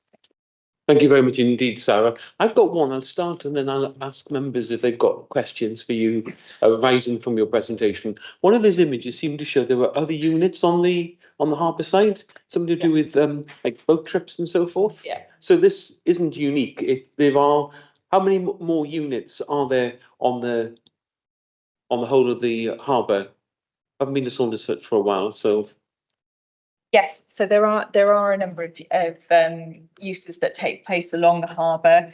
As I mentioned at the start of the application discussion, what we're considering here is a change of use for the land. That's because a sauna and booking office associated with a sauna are not considered ancillary to a harbour use, so they're a separate use of the land. There is the ability for uses which are directly linked to the harbour, including for boat trips, to not be a change of use of the land. And in this case, I believe this one is removed seasonally from that site. The applicant has also flagged uses that take place on the beach, including sort of ice cream vans and so on. We have granted planning permission, I think committee will recall the donut van application in the harbour in the last couple of years, and that was again necessary to grant planning permission because it wasn't an ancillary use to the harbour. Whether or not something is a change of use of the land is a matter of fact and degree, so that is something that we assess on a case-by-case basis. But yes, there is already this booking office which sits alongside it, which is considered ancillary to the harbour use. That's really helpful. Thank you, Sarah. Questions, Councillor Clements? Thank you. Just to confirm, because there probably were some of us that weren't here when the original planning application came to us, that the booking hut was not part of that original application. So the booking hut is really retrospective and has been there for some time. That's correct? That's correct. Yeah. Thank you. Dr. Madeleine Harvard. Yes, Sarah, thank you for that presentation. The pictures are particularly helpful. And as Di says, there's a number of people around the table who perhaps weren't here when we considered it last time. My question is almost inevitably about biodiversity enhancements. I think previously we talked about planters and so on, which was a part of, I think it was a condition of the last, even the temporary planning permission. It is a difficult site, without a doubt. It is a gap away from a planted area, but I still feel that aren't we obliged actually to ensure that there is plant biodiversity gain from any or enhancement from any of our applications? We don't seem to have anything here, and I'm just concerned that we would certainly expect that to be done in any other application. Thank you. Can you clarify about the biodiversity obligation to enhance from every application? Yes, you are quite correct in that Planning Policy Wales sets a very high standard in asking for a biodiversity enhancement in all cases. In this case, we are recommending refusal as officers, so that's not been addressed.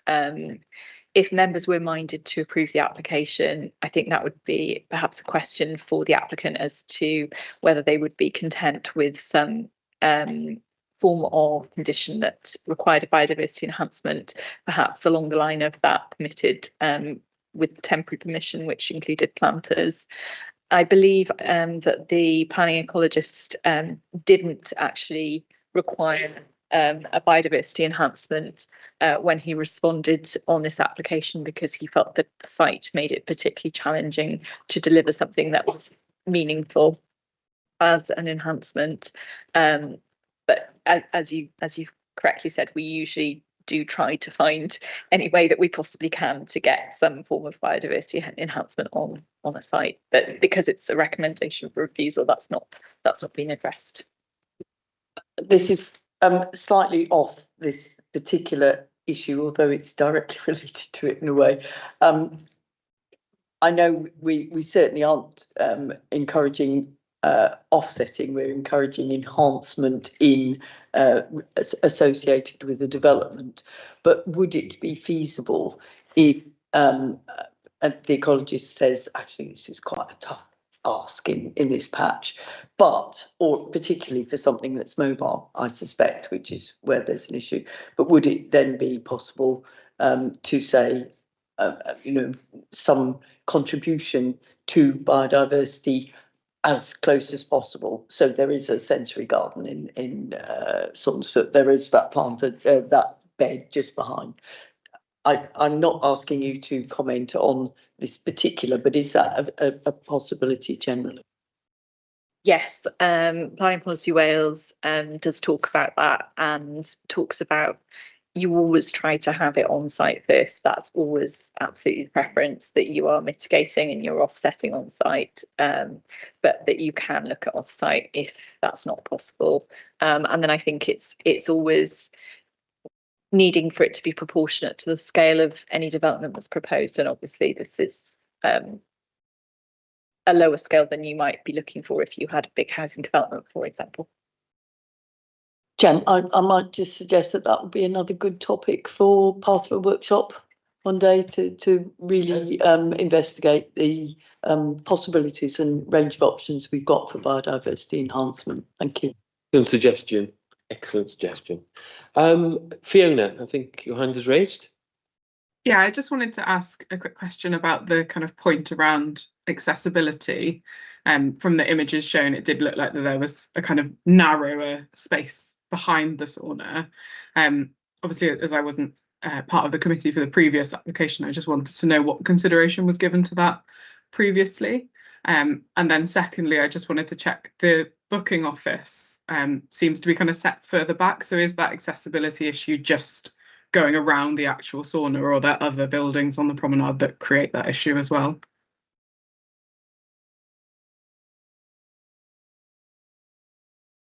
I'm going to try and find some photographs. Yeah, it's just in relation to the sauna that concern is raised. And if I go back, hopefully, yes, you can see that this is the booking office is set back. So the concern is not raised in relation to that point. In terms of committee, it was a point of discussion in the committee last time, and was noted in the minutes as part of that discussion. Is that helpful, Fiona? Yeah, that is. Diolch, thank you very much. Right, are there any further questions to? Oh, sorry, I do beg your pardon. Sorry, Helen. Diolch, Cadeirydd. I think for me here is understanding sort of reasonableness and unreasonableness as a committee, because I understand there's a change of use because it's not directly linked to activities on the harbour, yet the type of structure is very similar to what is already on the harbour. So I think for me, it's quite hard for me to see where we stand in terms of landscape on that one because the structure is so similar to what is already there. And then I think I'm glad that Fiona raised about the access as well, because I think it's not just the actual access, because of where that is, the perception of access. So the perceived barriers, if you had accessibility issues, or if you had young children, if you had a double buggy, because my brother and sister are twins, so I know what my mum went through. About getting down to the beach from the car park and then getting to access sort of the restaurants and things around there. So I think maybe that we're clear and distinct in terms of, I think, natural to have accessibility concerns, but I think on the landscape issue, I'm struggling a bit here because it's so similar to existing structures and where we stand in terms of our reasonableness as a committee. Thank you for those questions, Helen. Kate, can you help us with the accessibility issues? Thank you. I think officers are concerned about the accessibility because of, particularly with visually impaired people, it is a longer walkway. And I think what officers are really concerned about is that in terms of visual impact, this is year round, so this is not moved, whereas the booking offices are moved away and are not at the harbour front all year round. So in terms of the impact on the conservation area, those ancillary buildings at the harbour have always moved around. They are there in the busiest times of year, but they're not there when it's quiet and you've got that uninterrupted seafront. So part of the concern is also the precedent. If we are to allow one along the front, are we then to allow 7 along the front or 8 along the front? Because once you've allowed 1 along the frontage on a permanent basis, what's to then stop further competitors potentially from also having a site all the way along the front? And that could then have a very significant impact on the conservation area. We haven't listed precedent as a reason for refusal because it's usually just in terms of a policy, a direct policy conflict that we would use precedent, but it is a concern. And the concern with the access and the accessibility is officers' concern. We have tried to elicit a consultation response from Pembrokeshire County Council's access officer, but we haven't been able to obtain one. Hope that helps. Thank you. Yeah, we are on the questions now to the officer. We've got 3 speakers, and we'll explore all aspects of these of this application in our speakers. Do you have a quick question before we? I'm sorry, Chair. Yes, I'm just wondering about the opportunity to hear from our buildings conservation officer and about the conservation area generally. I really value hearing from Rob on that. I think It's always good to hear from Rob. So this is the appropriate time. Thank you, Rob. Thank you, Chair. I think Sarah has said it all, really. I'd just like to reiterate the legal situation. We are beholden by the 2023 Historic Environment Wales Act, Section 160, that special attention must be paid to the desirability of preserving or enhancing the character or appearance of the conservation area. Now, the area in question, as Sarah has pointed out, is included within the supplementary planning guidance for Sandersfoot Conservation Area as a central open space with key seaward views. In essence, this is an open area that's enjoyed by the public who enjoy quite spectacular coastal views walking along the promenade.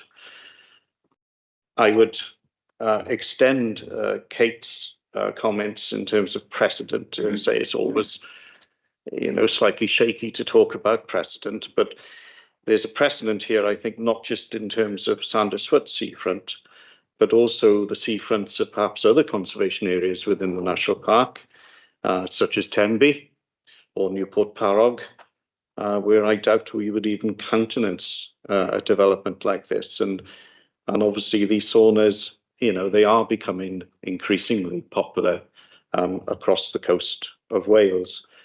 And I finally, there may well be scope for an alternative site here, somewhere along the harbour, within that area, within the car park. And, it's not the principle of the sauna, I think, that's the issue here. It's actually the location of it. So we would be happy to explore an alternative site for this. Thank you. Can I ask, have you had those discussions as to possible other locations? I haven't been the case officer, so I'm. Have the discussions taken place? Yeah. I believe that the case officer did meet with the applicant to review alternative locations, but this is their preferred option, so they wish to pursue this as the preferred site. Okay, well, that brings us actually, Councillor Clements. Actually, thank you. I was going to raise it later, but I think it's probably a good idea to raise it now, since Rob's just said his piece. Probably everybody knows what how I felt about it last time. But what I don't understand is there was no objection previously, but there is now, and that's the bit I'm struggling with, because I had that view 2 years ago, and I just, struggling. I think it's a good question, and the honest answer is it's a question of hindsight. We gave it a temporary consent to test whether it was the right location and to test whether the use was appropriate in that location. I think there are better sites that we would be happy to work with the applicant on within the car park, in different locations where it wouldn't provide an accessibility issue, and where the occupants would have the right view and the right access to the sea. But in hindsight, the impact on the conservation area, especially with the addition of the booking office, has bulked out what was originally proposed. And the feedback we've had in the national park is not all positive. We understand that there is a lot of positive response, and that it is well used by locals. And we don't wish to not support the principle of it. We do just want to find the right location for it. So it's a hindsight issue. Okay, thank you. I think we'll probably draw questions to a close. We've got 3 speakers. Can I ask Kerry Evans, the applicant, to please come forward? Welcome. Welcome to the committee. And I know you were here for the previous applications. You probably know the ground rules of 5 minutes per public submission in addressing the committee, and then at 4 minutes we'll give you a little sort of indication that you have to wrap up within a minute. So you've got 5 minutes, after which then I'll ask members to, if they've got any questions they have of you. So in your own time. Chairman, members of the committee, thank you for giving me the opportunity to speak to you today. 2 years ago, you placed your trust in me by granting temporary permission for the outdoor sauna. Today, I'm simply asking that you recognise what those last 2 years have already shown. This isn't a speculative business, it isn't an experiment. It's a successful local business that has become part of the fabric of Saundersfoot. Since opening, thousands of people have used the sauna, families, local residents, sea swimmers, visitors, people simply looking for a quiet place to improve their physical and mental well-being. More than 5,000 individual bookings, equivalent to around 8,000 people using the sauna, demonstrate this is something that's genuinely valued. But numbers is only part of the story. What I'm most proud of is the community that's grown around it. We've donated vouchers to local charities, fundraising events, supported community events, worked alongside Saundersfoot Harbour and local organisations, and helped raise money for good causes throughout Pembrokeshire. The success of Hoyle isn't simply because it's a sauna in Saundersfoot, it's because every element of the experience has been carefully thought through. The current position is fundamental to that success. Positioning the sauna against the railings ensures privacy and dignity and the safety of our customers, some of whom are as young as 12, while also allowing uninterrupted views across the bay. Being located beside the slipway and newly installed freshwater shower, which was part funded by the Welsh Government via a business application made by the sauna, means people can move seamlessly between the sea, the shower and the sauna, creating an experience that feels completely natural and effortless. Inside, the sauna has been designed with an integrated changing area so that people can change comfortably and privately before stepping into the beautifully crafted sauna with a picture window overlooking the beach and sea. For many first-time customers, that moment when they sit down, look through the window and watch the waves roll in is genuinely unforgettable. It's a reaction I see time and time again. It's why so many people return. It isn't just because it's a sauna, it's because it's an experience they simply can't recreate anywhere else. It's a combination of thoughtful design, that carefully chosen location, and incredible natural setting that has made Hoyle such a success. The support that we've received from local people has been overwhelming. Many of those people have written to you. Many have spoken publicly about what the sauna means to them. Businesses have supported the petition. I would like to take this opportunity to thank all the people who come here to support me today. Some people use the sauna for physical recovery, some for their mental well-being, others simply because it gives them time to a reason to spend time outside, connecting with others and enjoying the incredible coastline in a completely different way. To me, it is what Hoyle's really about, creating healthier people, creating stronger communities, and creating another reason to choose Saundersfoot.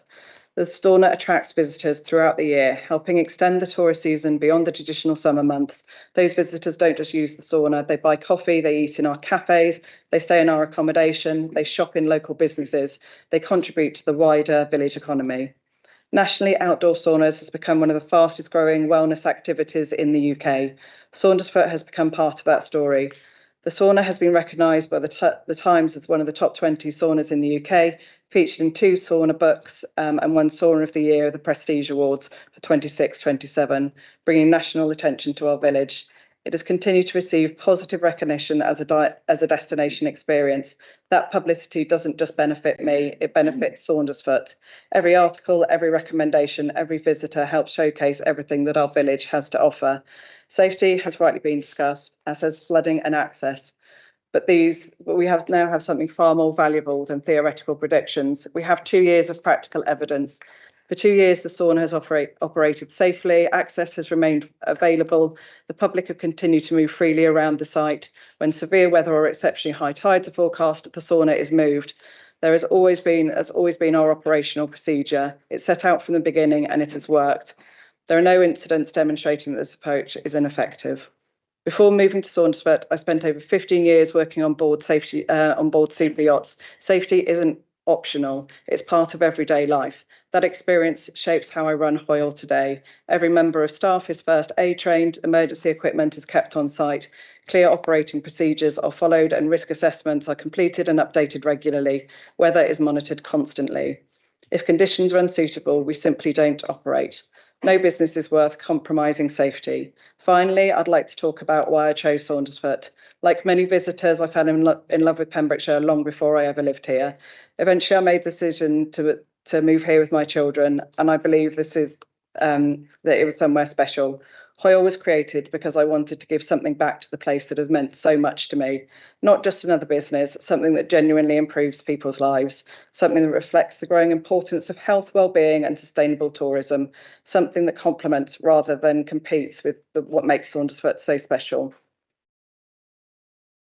Yeah. It is all of these things combined that make it truly an individual experience. And I respectfully ask that you look beyond the plans and the drawings and the reports that you see today, and instead look at what the last 2 years have demonstrated. Hoyle has become a valued part of Saundersfoot community, an attraction that brings people to the village throughout the year, supports local businesses, promotes health and well-being, and operates safely and responsible throughout its temporary mission. I hope you will continue us to do for many years to come.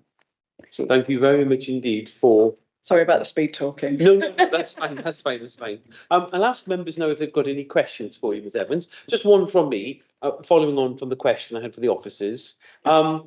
Nobody doubts the huge health benefits, well-being benefits, economic benefits of having the sauna in Saundersfoot. That's not an issue. You can feel that the main concern is location. Yeah. Are there any other locations in the harbour in Saundersfoot that could work and still be a success? Unfortunately, no. I have had extensive conversations with the harbour around any other potential locations.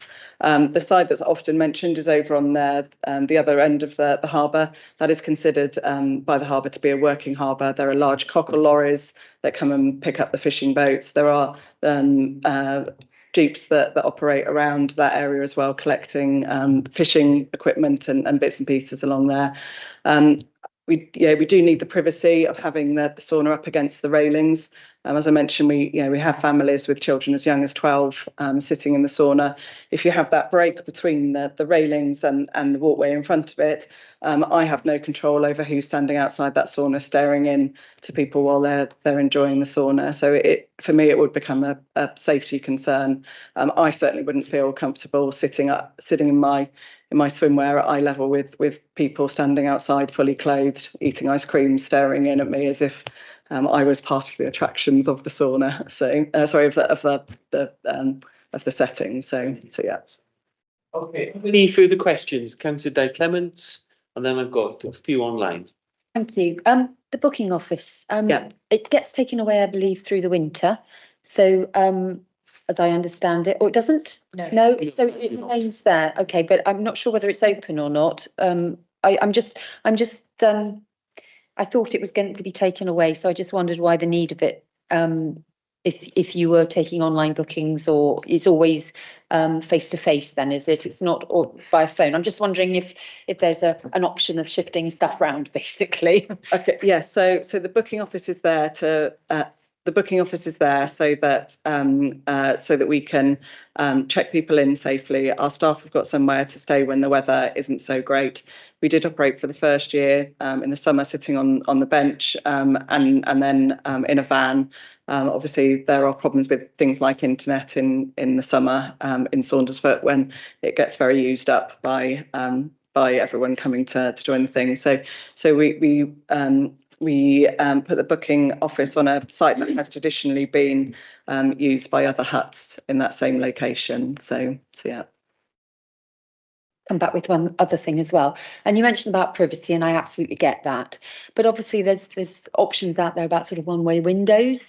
I'm just thinking when I look at a police interview and on the film or something, and you can look out but you can't see in. So is that not something that could be considered if the sauna was to be moved slightly? So I'm just trying to find answers, alternative ways that keeps you doing what you're doing, because nobody's disputing what you're doing is a fantastic job.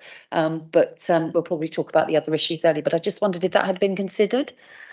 Yeah, so the thing with the one-way glass is that it does significantly dim the light that comes into the sauna. So it would change the light. Part of the magic of sitting in the sauna and looking at the view is having the changing lights going on. It is the sunrise and sunset lights that happen. I think we all discovered how important time in outside spaces was when we were told we couldn't leave our homes during COVID.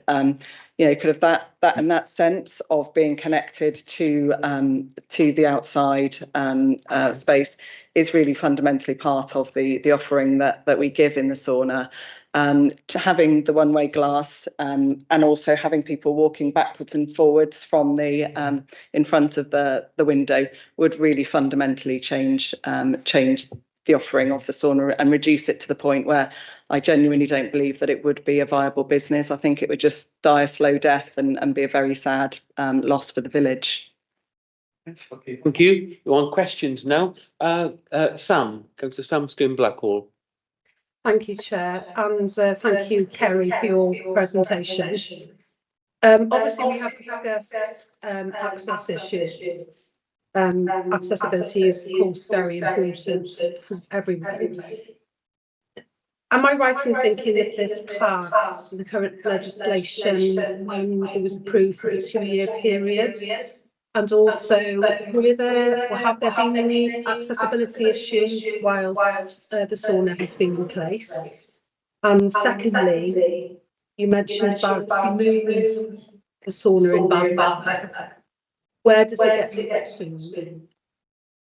So I'll deal with the accessibility first. So we even with the sauna in the path, there is still 175 centimetres at the narrowest point, which is only where the CCTV pole kind of comes out from behind the flower bed, which is considered to be ample room for accessibility. I think it's 1.2 metres is the minimum requirement. 1.8 is considered to be the gold standard, where two wheelchairs could pass each other comfortably. Everywhere other than that, behind that lamppost, there is over 1.8 metres. In the response that I put in, I did actually go around the village of Saundersfoot and highlight areas around the village that have less accessibility than behind the sauna. There are considerable places around the centre of sauna with considerably less access than there is behind the sauna. Some of those are very, very busy areas as well outside pubs, around the sensory garden. It is, kind of the centre of the village is, kind of is an area that is very well used in the summer. Obviously, we have huge amounts of visitors come to the whole village. And there haven't been any problems with the accessibility behind the sauna, even with the reduced width on the promenade there. Your second question, so I'm just trying to remember what it was. Where did it get moved to? Yes, so I have a little motor mover. So that just clamps onto the front wheel, and then I can move the sauna depending on the wind direction, how big the waves are. So normally just on a high tide, it will get moved to the back of the pathway, so where it is. But I don't open when it is moved. I just close for the time that I need to for the high tides and bad weather. Thank you, that's very handy.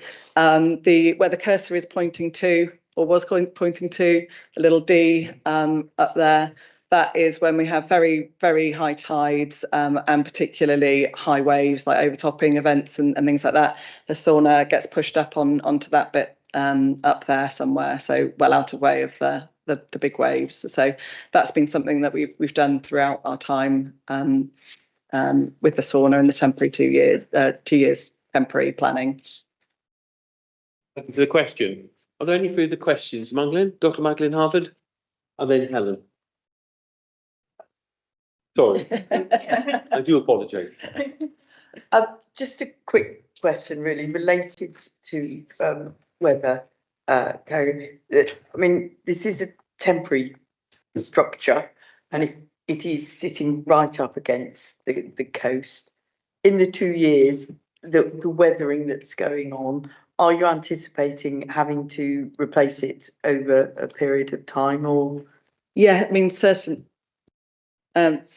if if damage were to occur to the sauna, there would be repairs made, or it would be replaced. There's no point in having a luxury, albeit very well priced luxury experience, where people walk in and can see wear and tear and feel that this is not being well looked after. The experience that I give people is really important to me. It's something that I have carried through from my time on board super yachts, that you can make people feel very special by paying attention to little details. One of the things that people have loved about the sauna is having the internal changing area. There's quite a lot of the saunas around the coast that don't have that, so people then have to leave their belongings outside, and car parks in the rain, get soggy and wet. There isn't the privacy for the clients that don't necessarily want to come in and out of the sauna. People can sit there and enjoy the view and enjoy cooling down in their times in between the sauna, but without ever having to leave the structure as well. So, yeah. The question really was, it is a mobile structure, so you could change it at any time. Yeah. And it was asked to you, but I suppose it's also in reference to the officers. If we do, obviously there's been advice to go to refuse permission, but if members were to think about this, and we would then be thinking about, are we giving permission to this specific mobile or something else? Yeah. Sorry, I slightly misunderstood. So yeah, I mean, I think it would go without saying that if you give planning permission to this structure, that the structure or anything that comes after it would be the same design and size and and quality, basically. So the question. Oh, Sarah. Yeah, just on a point of clarification then. So this is around the use of the land for the siting of the sauna and the booking office. So provided that any replacement, if members were minded to approve, you would condition the plans, and provided that a sauna that was sited in that location met the parameters of the approved plans, it would accord with the permission. So there would be the scope to upgrade and replace the sauna if it met the parameters and the measurements. If there was any aspiration to change those, that would be subject to then a Section 73 application. Thank you. Helen, please. Diolch. Thank you. Diolch, Carrie. It's lovely to hear how your business is established, and to congratulate you just on making the most of the opportunity that you saw there in Saundersfoot. So my question is coming more from, with development like this, and whenever there's like redevelopment or development or investment in a place, development hinges upon the costs of the public sector and the private sector. So when it comes to it being on the public right of way, that promenade, the investment has come there for public benefit. And I think what we have to do here as a committee is to like balance that the private gain you're getting as an entrepreneur with the public investment we've made in the site for the whole of the community and all of the business community in Saundersfoot. So one of the questions I got is, so quite often when there's big development, the private enterprise has to do some sort of investment themselves. So would you be ready, if you want to have that particular site, would you be ready to invest in widening the promenade as a compensatory measure? Because that's the issue we have.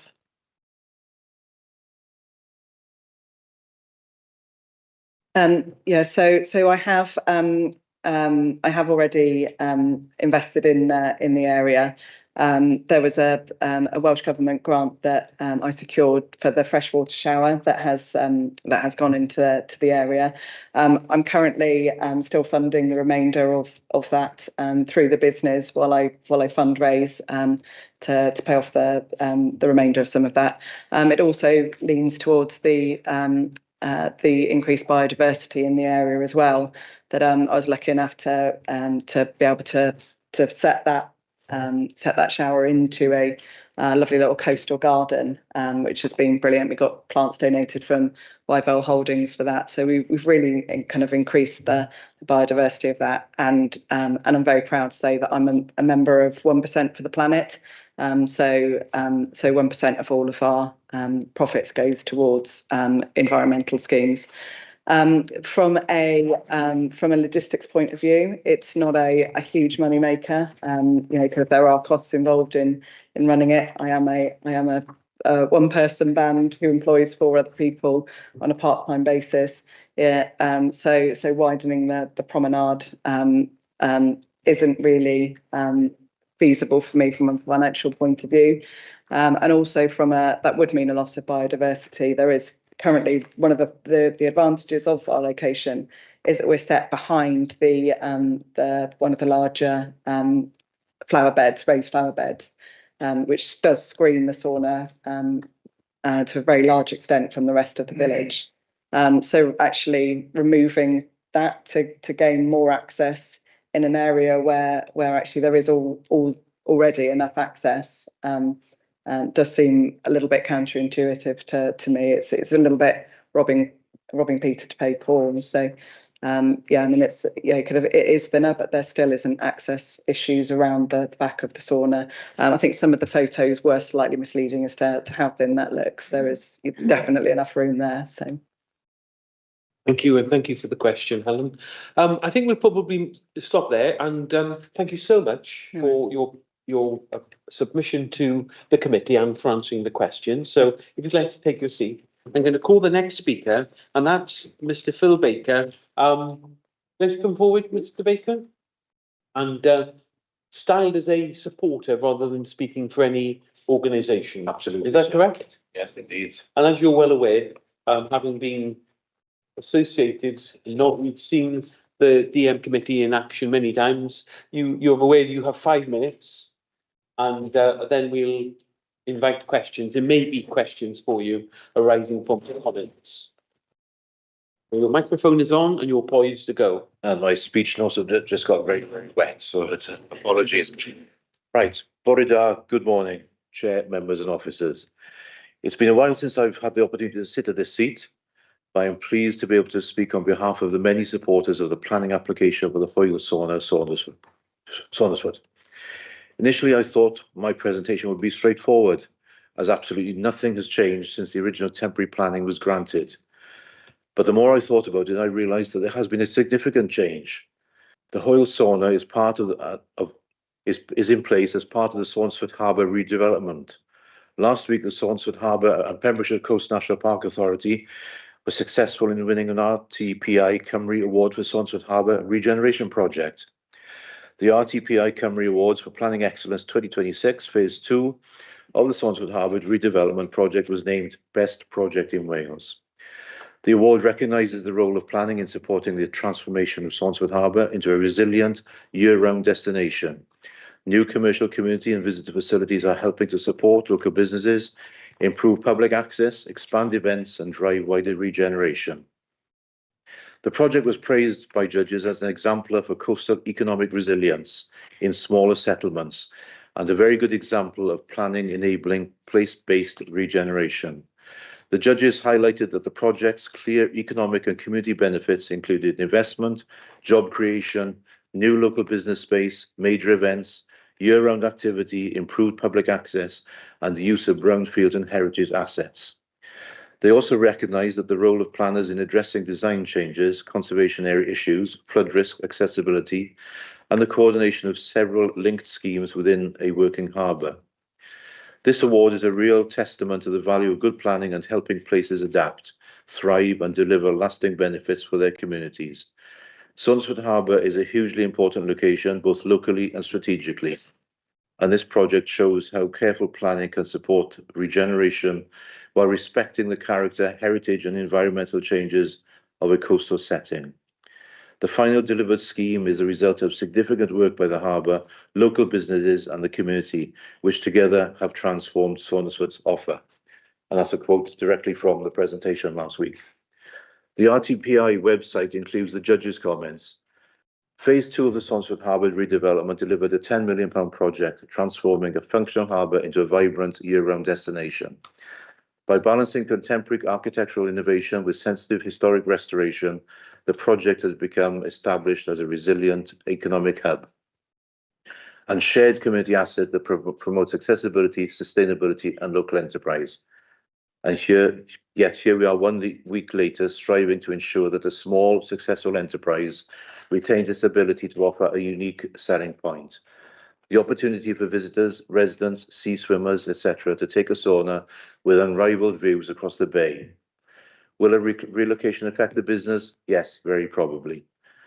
Picking up on a couple of the items raised in the officer's report, the current location was carefully chosen on approaching the sauna from the south along the promenade, and I think one of the photographs pointed it out.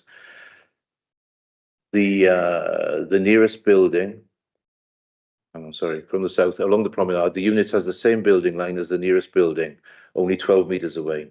It assists in screening the rear of the properties along the Strand and helps frame the famous Swansford Lonely Tree. This is a 4.2 long sauna mounted on wheels. Should anybody be desperate to take in the whole vista of the bay from that exact location, they would have to move 2.1 metres in either direction. The sauna does not sit on the footpath, it is a promenade along the seafront. The pinch point in the officer's report is caused by a security camera column, the column being 100 millimetres, 4 inches square. The distance between the sauna and the posts being 1.8 metres, as Kerry's mentioned. The pinch point is 100. Oh, sorry, right. The distance between the sauna and the post is 1.8 metres. The nearest access ramp to the promenade is also 1.8 metres wide. The access ramp to this office is 1.15 metres wide. Turning to the local development plan, and I think it's already been highlighted in regard to Swansford as an important hub. So quickly running through the officer's report, consultee response, Community Council, no objection, PCC, Coastal Rivers, no adverse comment, Natural Resources, no objection, PNCP, Conservation Officer, refusal, Ecologist, no adverse comments, PCC, Public Access Officer, no response to date. One of the letters included a petition, which has already been mentioned, 558 names, which I do not recall ever being seen at this authority before. Yeah, I've certainly done. So, yes, so Hoyle Sauna has quickly established itself as a key supporter of charities and good causes, regularly supporting raffles and fundraising. Any threat to its viability and unique offering would have an adverse impact. On behalf of the supporters, I would suggest that the well-being benefit, community benefit and sustainability of a small business far outweighs the points raised for refusal. As supporters, we would ask that the members please support this application as it is submitted. Please don't jeopardize this unique business with a unique selling point, which is the Hoyle Sauna. Diolch. Sorry. Okay, thank you for those. Do any members have questions?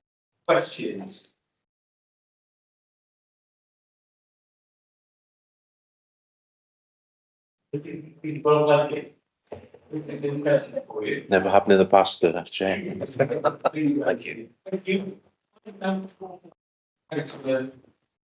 Chris Williams, who's the 11th member for Silver's First, and well, council is well aware that he has a maximum of 5 minutes to make his presentation, after which I invite you to ask him any questions you have. So, thanks to Chris Williams, please. Good afternoon, Chair, members and guests. Thank you for giving me the opportunity to speak today. I am here not as a member of this committee, but as the County Councillor for Saundersfoot South, representing the views of many residents, businesses and community organisations across our village. Those views are reflected in the significant level of public support this application has received. A total of 558 individuals signed a petition in support of retaining the sauna, demonstrating that it has become a valued addition to our community and enjoys the backing of many of the people I have the privilege to represent. I sat on the original planning committee in 2024 when the authority granted a temporary 2-year consent for the change of use of land to accommodate a mobile sauna.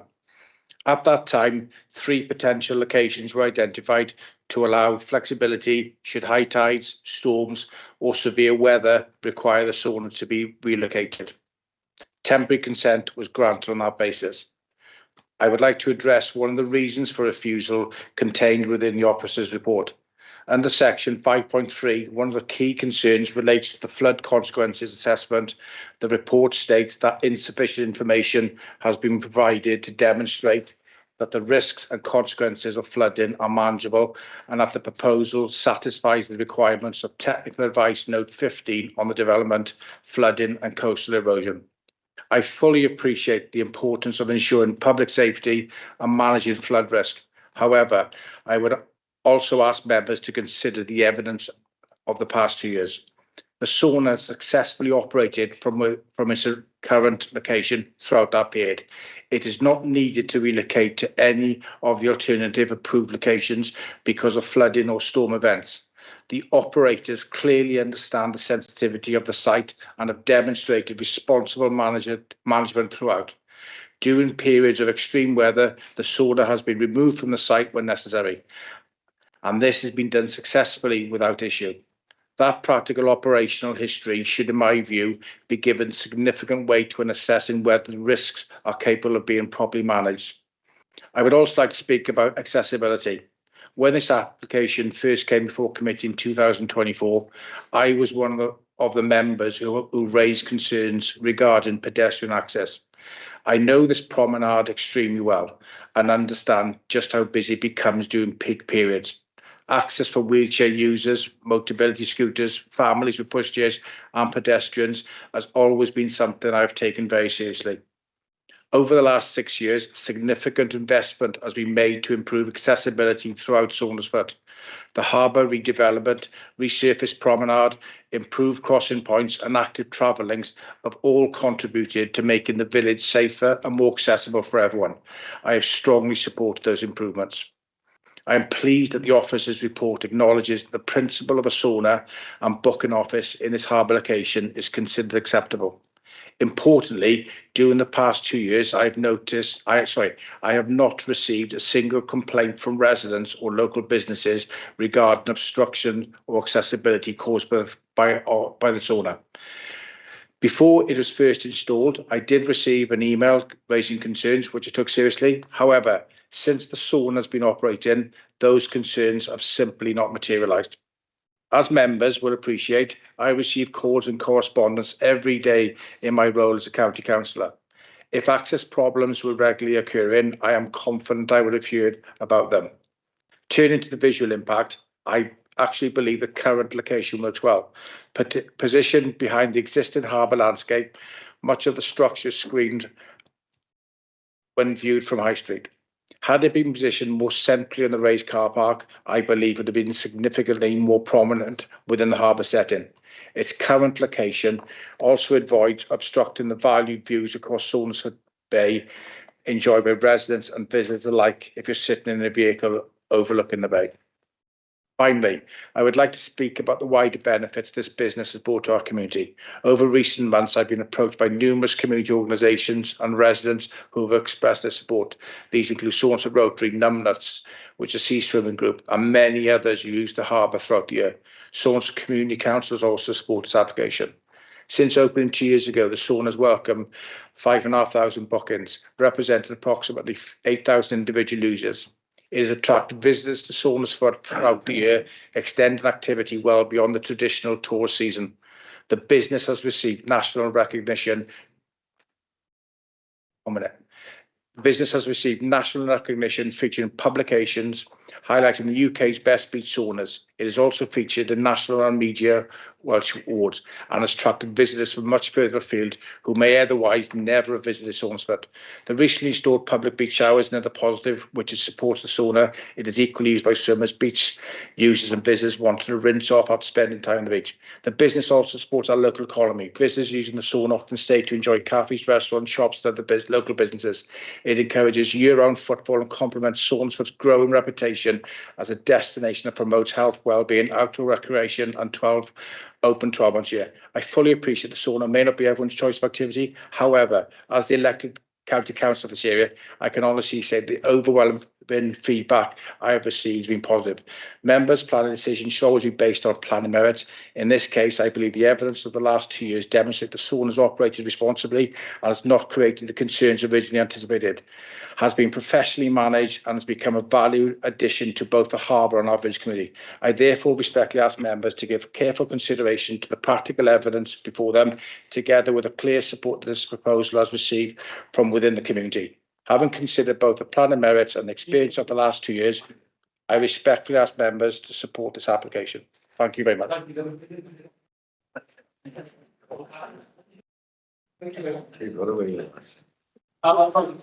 to the council meeting. Are there any questions for council meeting? We move into the debate. No questions. Thank you very much indeed. Thank you. You can resume your seats. We have 3 speakers and we lots of presentation. So we will move into the debate. The speakers.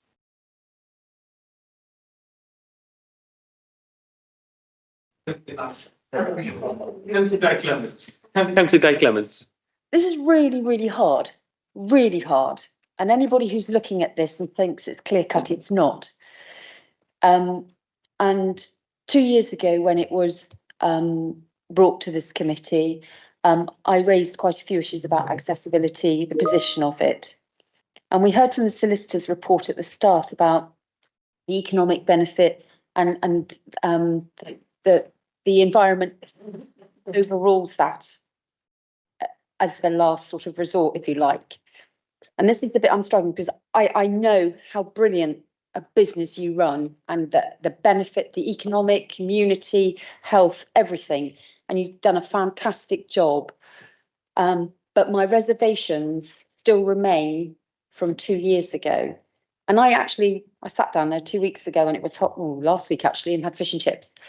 And I sat just that you showed the picture of the bench, and the booking office I think was open, and I watch. I'm a great people watcher, and I was watching people walk, and it's often granny, grandpa, the family, and pushchairs and children on little scooter things and everything, and you sit there and you watch people.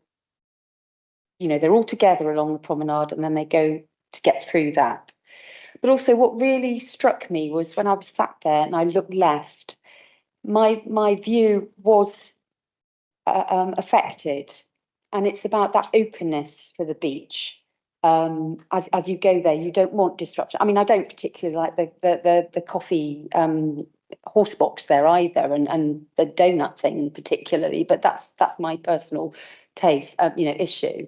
But when you go to the beach, you want to see that wonderful view, and I think this affects that, and I'm glad that I've perhaps been proven right from the previous recommendation, because I wasn't happy with it and I'm still not. So I'm really, really, really sorry, Kerry, absolutely to the bottom of my heart, but that overrules my heart. The fact is that view and the accessibility, and so I'm going to propose the officer's recommendation.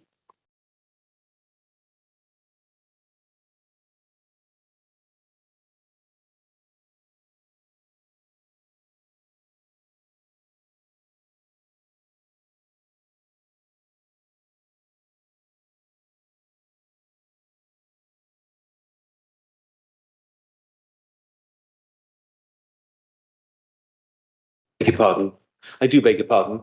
Is there a seconder for the recommendation of refusal moved by Councillor Di Clements? Your Councillor Mike Williams seconding officer's recommendation of refusal. Okay. This is this is the essence of why planning is so difficult. We've got to balance all these different competing policies and imperatives and so forth. So planning is never easy, especially an application like this. Is there any merit? Is there any merit in having a site visit? That's a mere question to you. Is there any merit in a site visit? What do members think? Helen. I was going to come in. I think the issue of precedent here, like the officer made, is really important, because we've got 186 miles of coast path to Steepwood. And I think we invest in it, and Welsh Government invests in it, and the County Council invests in it for the public benefit. And as much as this is a lovely business, and I'm sure it's a very lovely family running it, that level of investment is not there for like one private entrepreneur in each place. So we just have to have parity. I guess, they're the principles of public life, aren't they, that we're here for, and ensuring that that's sort of maintained. But the precedent of this could crop up everywhere along the coast path is quite important. Okay, thank you. No, sorry, we can't have interjections now. This is just a debate amongst members, I'm afraid. Councillor Maureen Bowen. Thank you, Chair. I originally put my hand up to second Councillor Clements' proposal to refuse, but I'd like to speak too, please. I'm wondering, will the next excellent business proposal comes along asking to be sited along the promenade be accepted, reducing the promenade even further? A lot of people gather on the promenade who, for lots of reasons, do not want to go down to the beach. Throughout the year, the promenade is free to all. The public should have uncluttered access. And I think it's something in the title, Saundersfoot Conservation Area. So I'm backing refusal. Thank you, Chair. Thank you so much. I think, Sarah, you wanted to come in with some information. Yeah, just on a point of information, this location is part of the promenade, but it's not part of the Wales Coastal Path. It's not a right of way. So just wanted to make that point so members are aware. Thank you. Okay, who else wants to speak? Councillor Michael Williams. I think my concern here is obviously it's a very successful business that's done very well, attracts a lot of customers. But the structure of this building doesn't really contribute, does it, to the visual? It does add to the visual clutter in what is quite an attractive walkway. I think the visual impact does concern me greatly. It's inappropriate in this setting. The design, I think, is inappropriate. It adds to a huge clutter which is already building in the area. And precedent was raised earlier on. And I realise that we are trained not to take note of precedent. We must make decisions on individual applications as they come before us. But I'm afraid a precedent does play a part, because a precedent is a very useful weapon to be used by agents or applicants in the future. They will point to what you've done in the past, and it does have an impact. It shouldn't on members, but it does on applicants and agents. This is a visually important part of what is left of the historic background of Saundersfoot. And it's becoming narrower and narrower every year, I'm afraid, and we're losing so much of the historic core of Saundersfoot. And I think this is what it's part of our duty to protect that core. And it's unfortunate that we have to take this kind of view, but aesthetically it's unacceptable. Historically it's unacceptable. And I really think we should say no to anything that damages the cultural, historical history of Saundersfoot. And I think this would detract from that. Thank you, Chair. Thank you very much indeed, Councillor Williams. Any other speakers? Anyone wishes to speak? I'm looking online or in the room. Dr. Madeline Harvard. Yes, thank you, Chair. Diolch, Cadeirydd. As with Di, I'm really struggling with this. In that we've heard from local supporter and local member who says that there hasn't been the issues that, quite honestly, I would have expected. As Mike has pointed out, it's not an aesthetic building. It is right in the eye line as you're going down to the beach, and if you are on the beach and looking up, it is a very obvious statement that's there. I was concerned when I first went down at the development of the booking office, which I was aware hadn't got permission. So obviously this application is trying to regularise that. But in a way that sits better amongst the other buildings and be they temporary or otherwise, than the actual sauna itself. I think finally persuaded by our conservation officer, who is recommending refusal as well. I'm desperate for this to continue in some form, and I realise that there have been discussions about where else it could be. The harbour, I'm sure, would be very keen to see this enterprise continue, and perhaps there would be somewhere else that actually wouldn't be within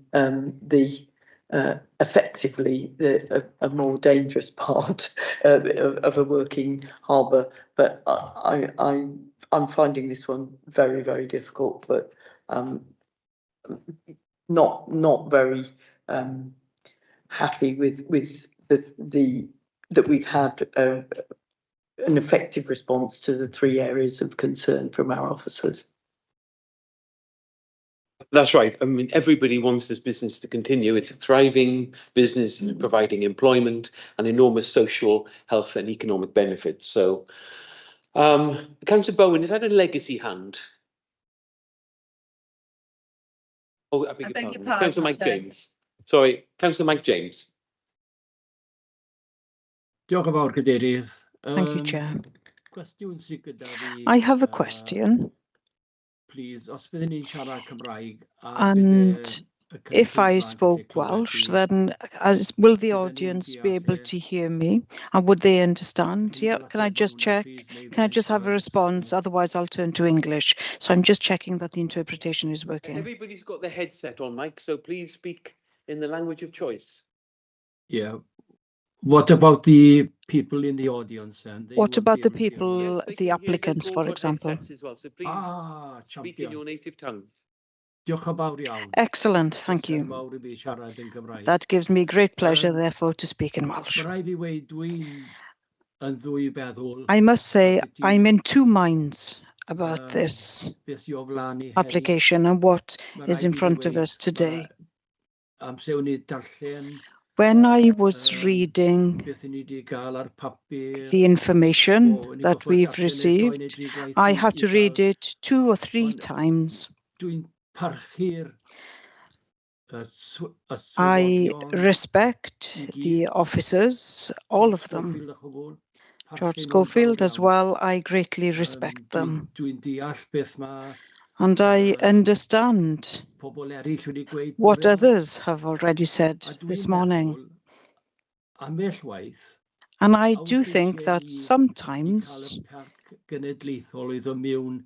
do we need to get or to bring the national park into the 21st century? And I believe strongly in that.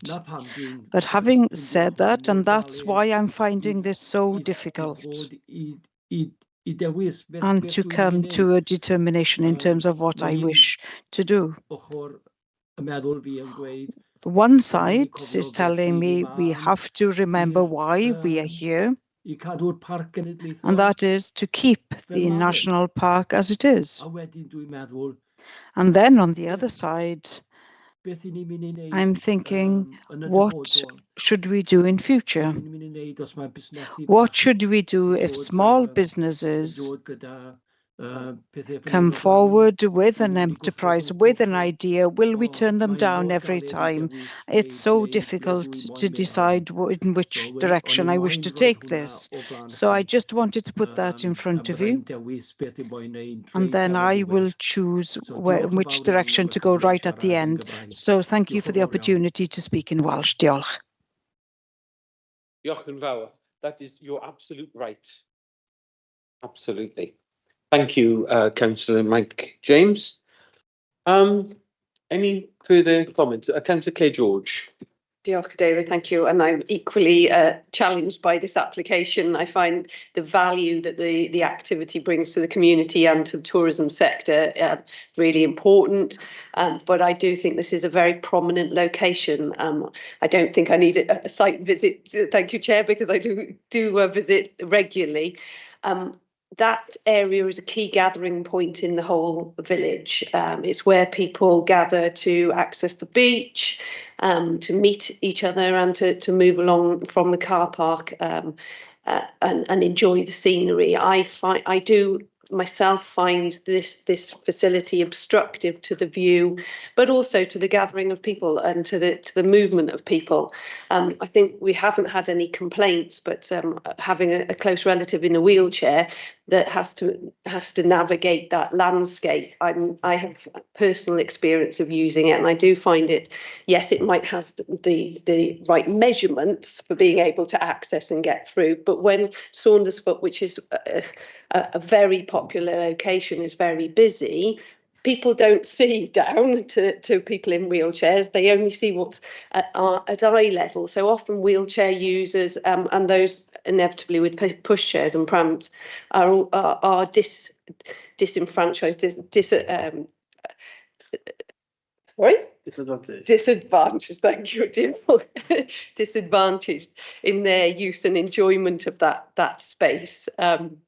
So I'm afraid I will have to err on the side of caution, and I will be supporting the refusal. Thank you, Chair. Thank you very much indeed, Councillor George. Are there any further speakers?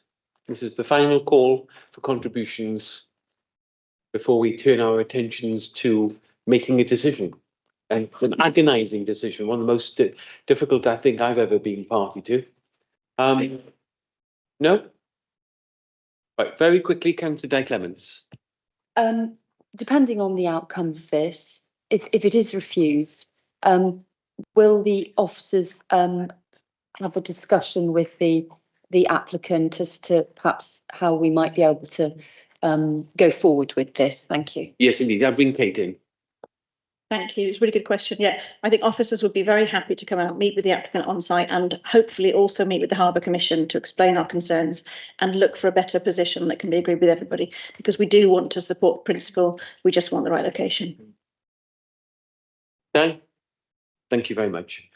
Okay, members, I think we'll probably take a vote now, and the recommendation is one of refusal for the reasons as outlined on page 44 of your agenda pack. This is refusal. Those in favour of refusal, will you please show?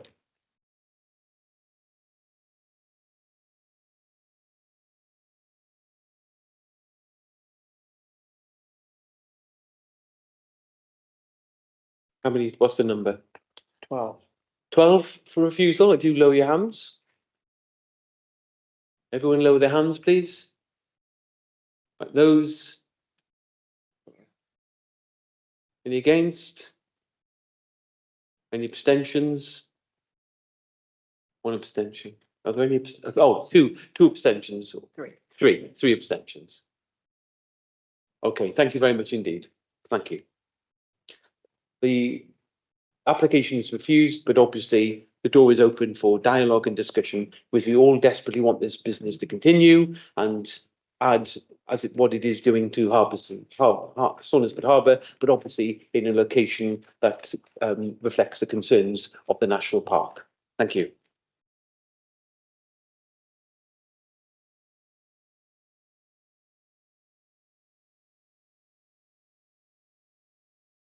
Members, I propose we won't have any more breaks. Should we just continue? Should we just continue the with the agenda?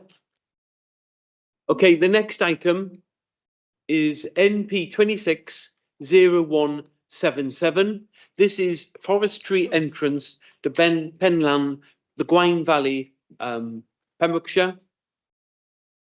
And the proposal is to create a hard standing at the entrance to Penlan forestry entrance. And I think, Jack Houser, you're going to lead on this. Thank you, Jack. Diolch, Chair. Yes, thank you. As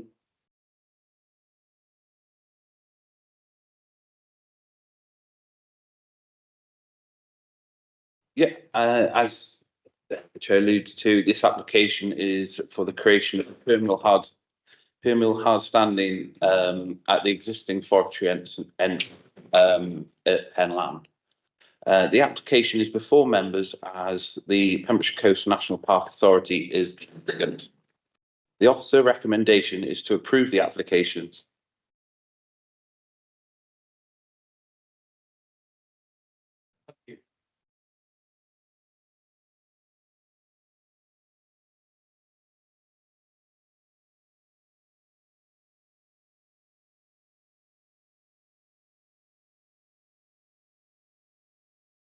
Thank you. Yes, just again, this application is relates to the creation of a permanent hard standing at the existing forestry entrance at Penlan. This application is before members as the Pembrokeshire Coast National Park Authority is the applicant. The officer recommendation is to approve the application subject to conditions as set out in the report on pages 45 to 78. The entrance serves approximately 70 hectares of land managed by the authority for nature conservation purposes. The photo below shows the track in red, which correlates with the location plan to the right. The aerial is dated around 1999 to 2000. So you can see the area predominantly was a plantation historically, which is all now gone. And this aerial in 2000 was the last time you can see the tree coverage. The wider site comprises areas of open moorland now, heath, scrub and regeneration native woodland, and falls within the landscape character area 22 Mynydd Cynegly. A footpath runs immediately adjacent to the application site and lies approximately 200 metres from a triple SI. As shown on the plan, the application site is located inside the existing forestry entrance, with the existing track continuing into the wider site. The proposal is for permeable hard standing measuring approximately 20 metres by 15, immediately inside the existing entrance. So if you can see with the arrow, the orange arrow is pointing is roughly where the hard standing will be. The picture is taken from the gateway at the start of the forestry entrance. It would be constructed from compacted gravel, crushed stone, and would provide an operational area for temporary storage of timber, machinery, and materials associated with the management of the wider site. It would also support the movement and manoeuvring of vehicles and livestock involved in the habitat management operations. Natural stone boulders are proposed around parts of the edge of the hard standing. These would help define the operational area while providing additional habitat opportunities, particularly for reptiles. Surface water would be managed through the permeable construction of the hard standing, allowing water to infiltrate naturally into the underlying ground.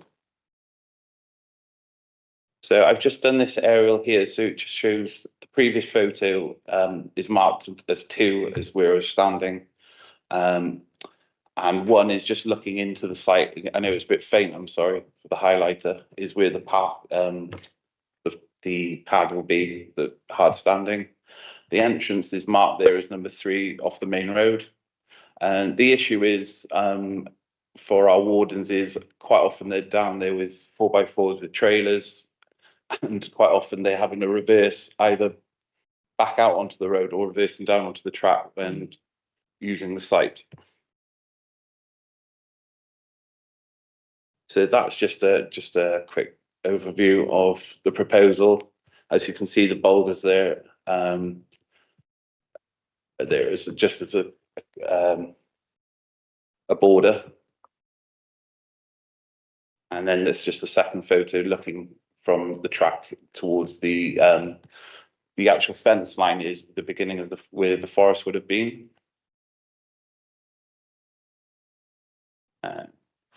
The key planning considerations are the landscape, biodiversity, access, and the public right-of-way and drainage.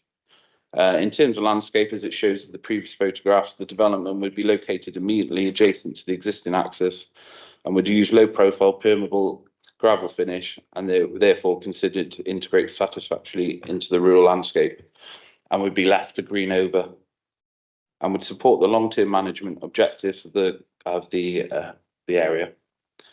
In ecological terms, the application is supported by ecological planning statement and green infrastructure statement. The site is particularly potential to support reptiles, including adders, as well as nesting birds. Appropriate precautionary measures are therefore proposed during the vegetation clearance and construction. Natural Resources Wales and the authorities ecologists raise no objection, subject to the implementation of the ecological mitigation measures. In terms of access, the existing forestry entrance would be retained, and the proposal does not introduce a new access and is not expected to result in a significant increase in vehicle movements. And the purpose of the development is also an important consideration for the planning balance. The proposal does not introduce a new land use. Instead, the hard standing will provide operational infrastructure required to support the long-term management of approximately 70 hectares of conservation land. This includes native woodland regeneration, heathland restoration, grazing management, and wider biodiversity enhancement. Right. The proposal is modest in scale and is located alongside the existing access and incorporates appropriate ecological mitigation and sustainable drainage measurements. No unacceptable impacts has been identified in relation to the landscape character, biodiversity, amenity, highway safety, and the public way, rights of way or drainage. No third-party representations have been received. Accordingly, this application is recommended for approval, subject to the conditions and informatives set out in the report. Diolch. Diolch. Thank you very much indeed, Jack. Are there any questions for Jack in respect of his presentation to committee? No? No questions?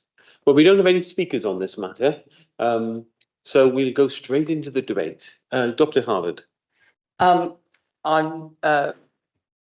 just to say a little bit more about the site. I think it was back in the early 1990s when we started to clear this site of what was a monoculture forestry block. Now it is developing into a really lovely, very diverse and regenerating biodiversity conservation area. I think the work that the authority has done here has been very important for showing how you work with natural, how you go with nature rather than working against it. And I think that the addition of this hard standing will really help the activities of our very hardworking land managers. I'd be very happy to propose that we go with officer approval. Thank you. You're moving the recommendation of approval, which appears on page 58. Thank you. I can see that Councillor Mike James has got his hand raised. Sorry, just after Helen. Are you happy to second? Yeah. Yeah, to second, and just to say that so many woodlands in Wales are unmanaged, and that's, you know, it's always better for conservation and biodiversity for woodlands to be managed. So we have to put infrastructure in to make sure that happens. So, thank you. Oh, thank you. Councillor Mike James. Diolch yn fawr, Cadeirydd. Thank you, Chair. Un peth o'n i'n mynd i wneud oedd One thing I wanted to do really was to second beth oedd Madeleine wedi what Madeleine wedi dweud yn barod. has just had to say. Y gwaith mae'r Parc Cenedlaethol The work that the National Park has done here, mae fe'n perffaith. well, I think it's Bydd hwn perfect. yn gwella fe to. This will further improve it, Mor bwysig bod hwn and I think it's so important I cefnogi. that this is supported, Rhaid fi weid, fel o'n i'n gweud, dim ond and gwella yr this ardal will only improve the area gwaith mae'r Parc Cenedlaethol and the wedi work wneud yn that barod. the National Park have already Dim ond done. gwella mi fydde fe. It will Diolch yn only fawr iawn. further Diolch. improve it. Thank you. Diolch yn fawr. Thank you for those comments, Councillor Mike James.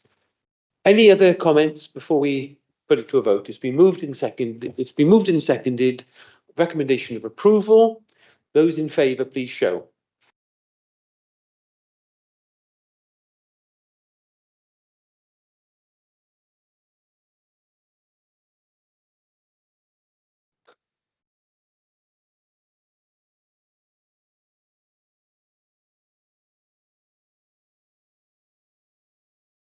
How many of you have it? Is it unanimous?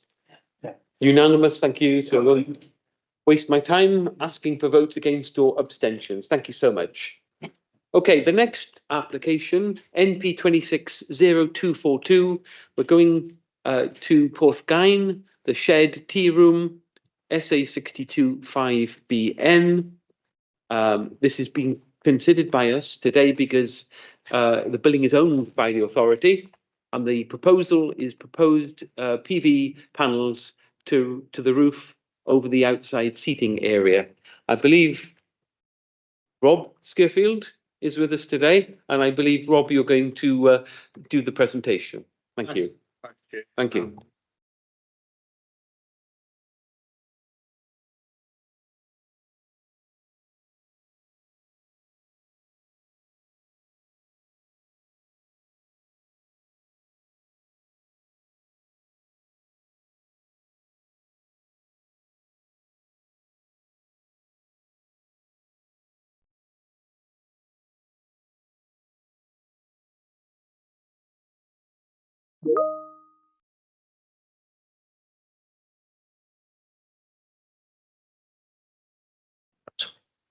The shed itself forms part of a larger building known as Tŷ Mawr, which is Grade 2 listed and prominently located within the centre of the conservation area.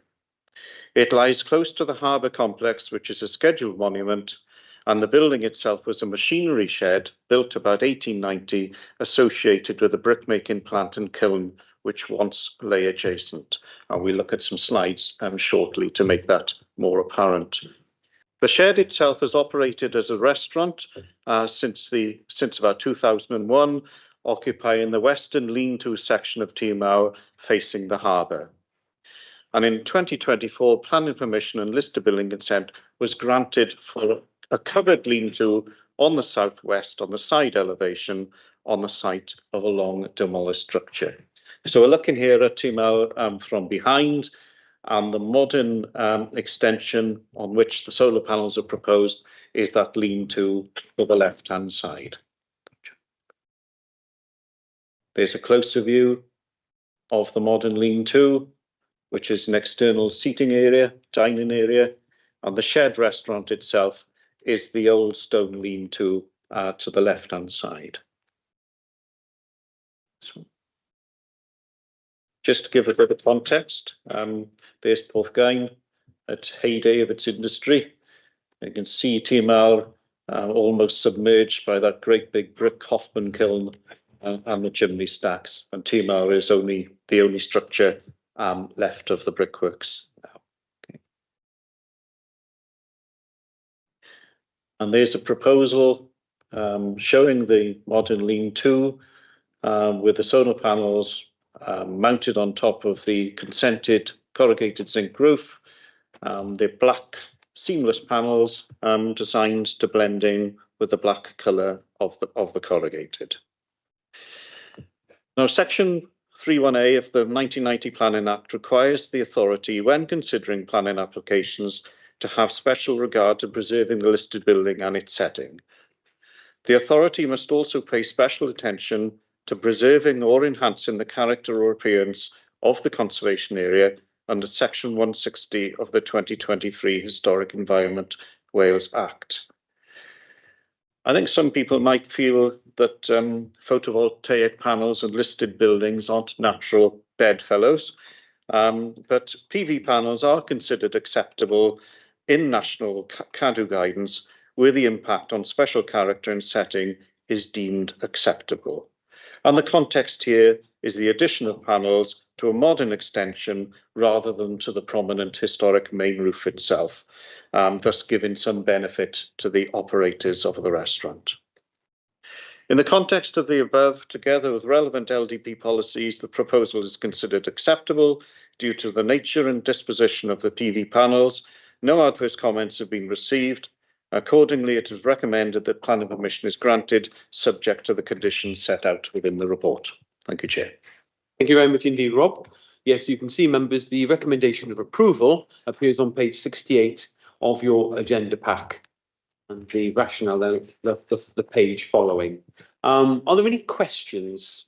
We're on the questions part of the debate. Are there any questions for Mr. Skirfield arising from his comments and presentation to members? Dr. Harvard and then Councillor Claire George. Diolch, Rob. I don't know whether it's possible to go back to the picture of the current position of the extension and its roof. It looked to me as if there were panels in the roof that were of a slightly different colour, that I wondered whether they were light panels, and in which case, you know, I suppose the structure of the roof can take these things anyway, but is that going to impact on the lighting of the building? There are translucent sheets laid within the roof, and it shouldn't be a major operation to mount these panels on. It might be that they might need to beef the rafters up a bit, but it wouldn't be an issue from a listed building point of view, because obviously the structure is modern and those sort of works wouldn't really be visible, so we'd have no issue with that. Are they then going to need more lighting internally? We're always concerned about lighting. It's an external that's the biggest issue, of course. But it was just a thought as you. Yeah, it's a good question, that, and I'm not altogether sure of the answer to that. I mean, it seems that they've deemed it acceptable for their operation, so assume that is the case. Echoes of Rosie. Thank you. Councillor Claire George. Thank you, Chair. Rob, I was just going to ask around the choice of panels, because sometimes you get panels with kind of metallic outside, and therefore that would. So, how did we influence, or what role did we play in what the panels look like? Well, you almost get heritage grade PV panels now. And what are typically used on historic buildings or within historic environment are the frameless black panels, which sit quite neatly. You know, they're quite recessive in colour, and they're usually deemed acceptable if they put on a more modern structure or on a hidden roof slope. Yeah. Thank you for your questions. Are there any other questions to Mr. Scurfield arising from his presentation? No, and we don't have a speaker with this application, so we'll go straight into the debate and the decision. Councillor Clements. It's going to be an easier one for me to mention. I'd like to propose the recommendation, please, Chair. Thank you. You're moving the recommendation of approval, which appears on page 68. And on screen, is that Sarah Hoss? You seconding, Sarah? Yes, I think she seconded. Okay, thank you. Okay, any other speakers or comments? Or should we swiftly proceed to a vote? Okay, those in favour of approval, please indicate.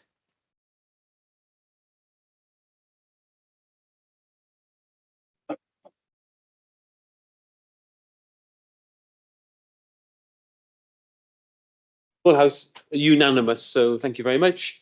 And of course, connected with this, we've got the last planning application this morning, well, this afternoon now, and that's the Shed Porthgain again. And this is the listed building aspect. So, Rob, please. Thank you, Chair. I'll be even shorter here. This is the parallel listed building application, whereby Section 96 of the 2023 Act requires the authority, when considering listed buildings, to have special regard to preserving the building, its setting, or any features of special architectural or historic interest. Due to the design and disposition of the panels, together with the context of being sited on a modern extension, the scheme is considered to satisfy Section 96, considered in keeping with the character and setting of the building. No adverse comments have been received. It is therefore recommended that listed building consent be granted. Thank you, Chair. Thank you very much indeed. Are there any questions, Mr. Scurfield? No? Again, there's no speaker in this matter, so let's open it for debate and discussion. Councillor Clements, you're moving in. Yes, I am. Thank you. Well, it's very appropriate because you did the other one. So the second, Helen is seconded. Thank you very much, Helen Diochenbauer. Okay, are there any other comments or questions in respect of the listed building application? You can see that the recommendation of approval appears on page 75. So let's go to the vote. Let's have the last vote of the day. Those in favour, please indicate.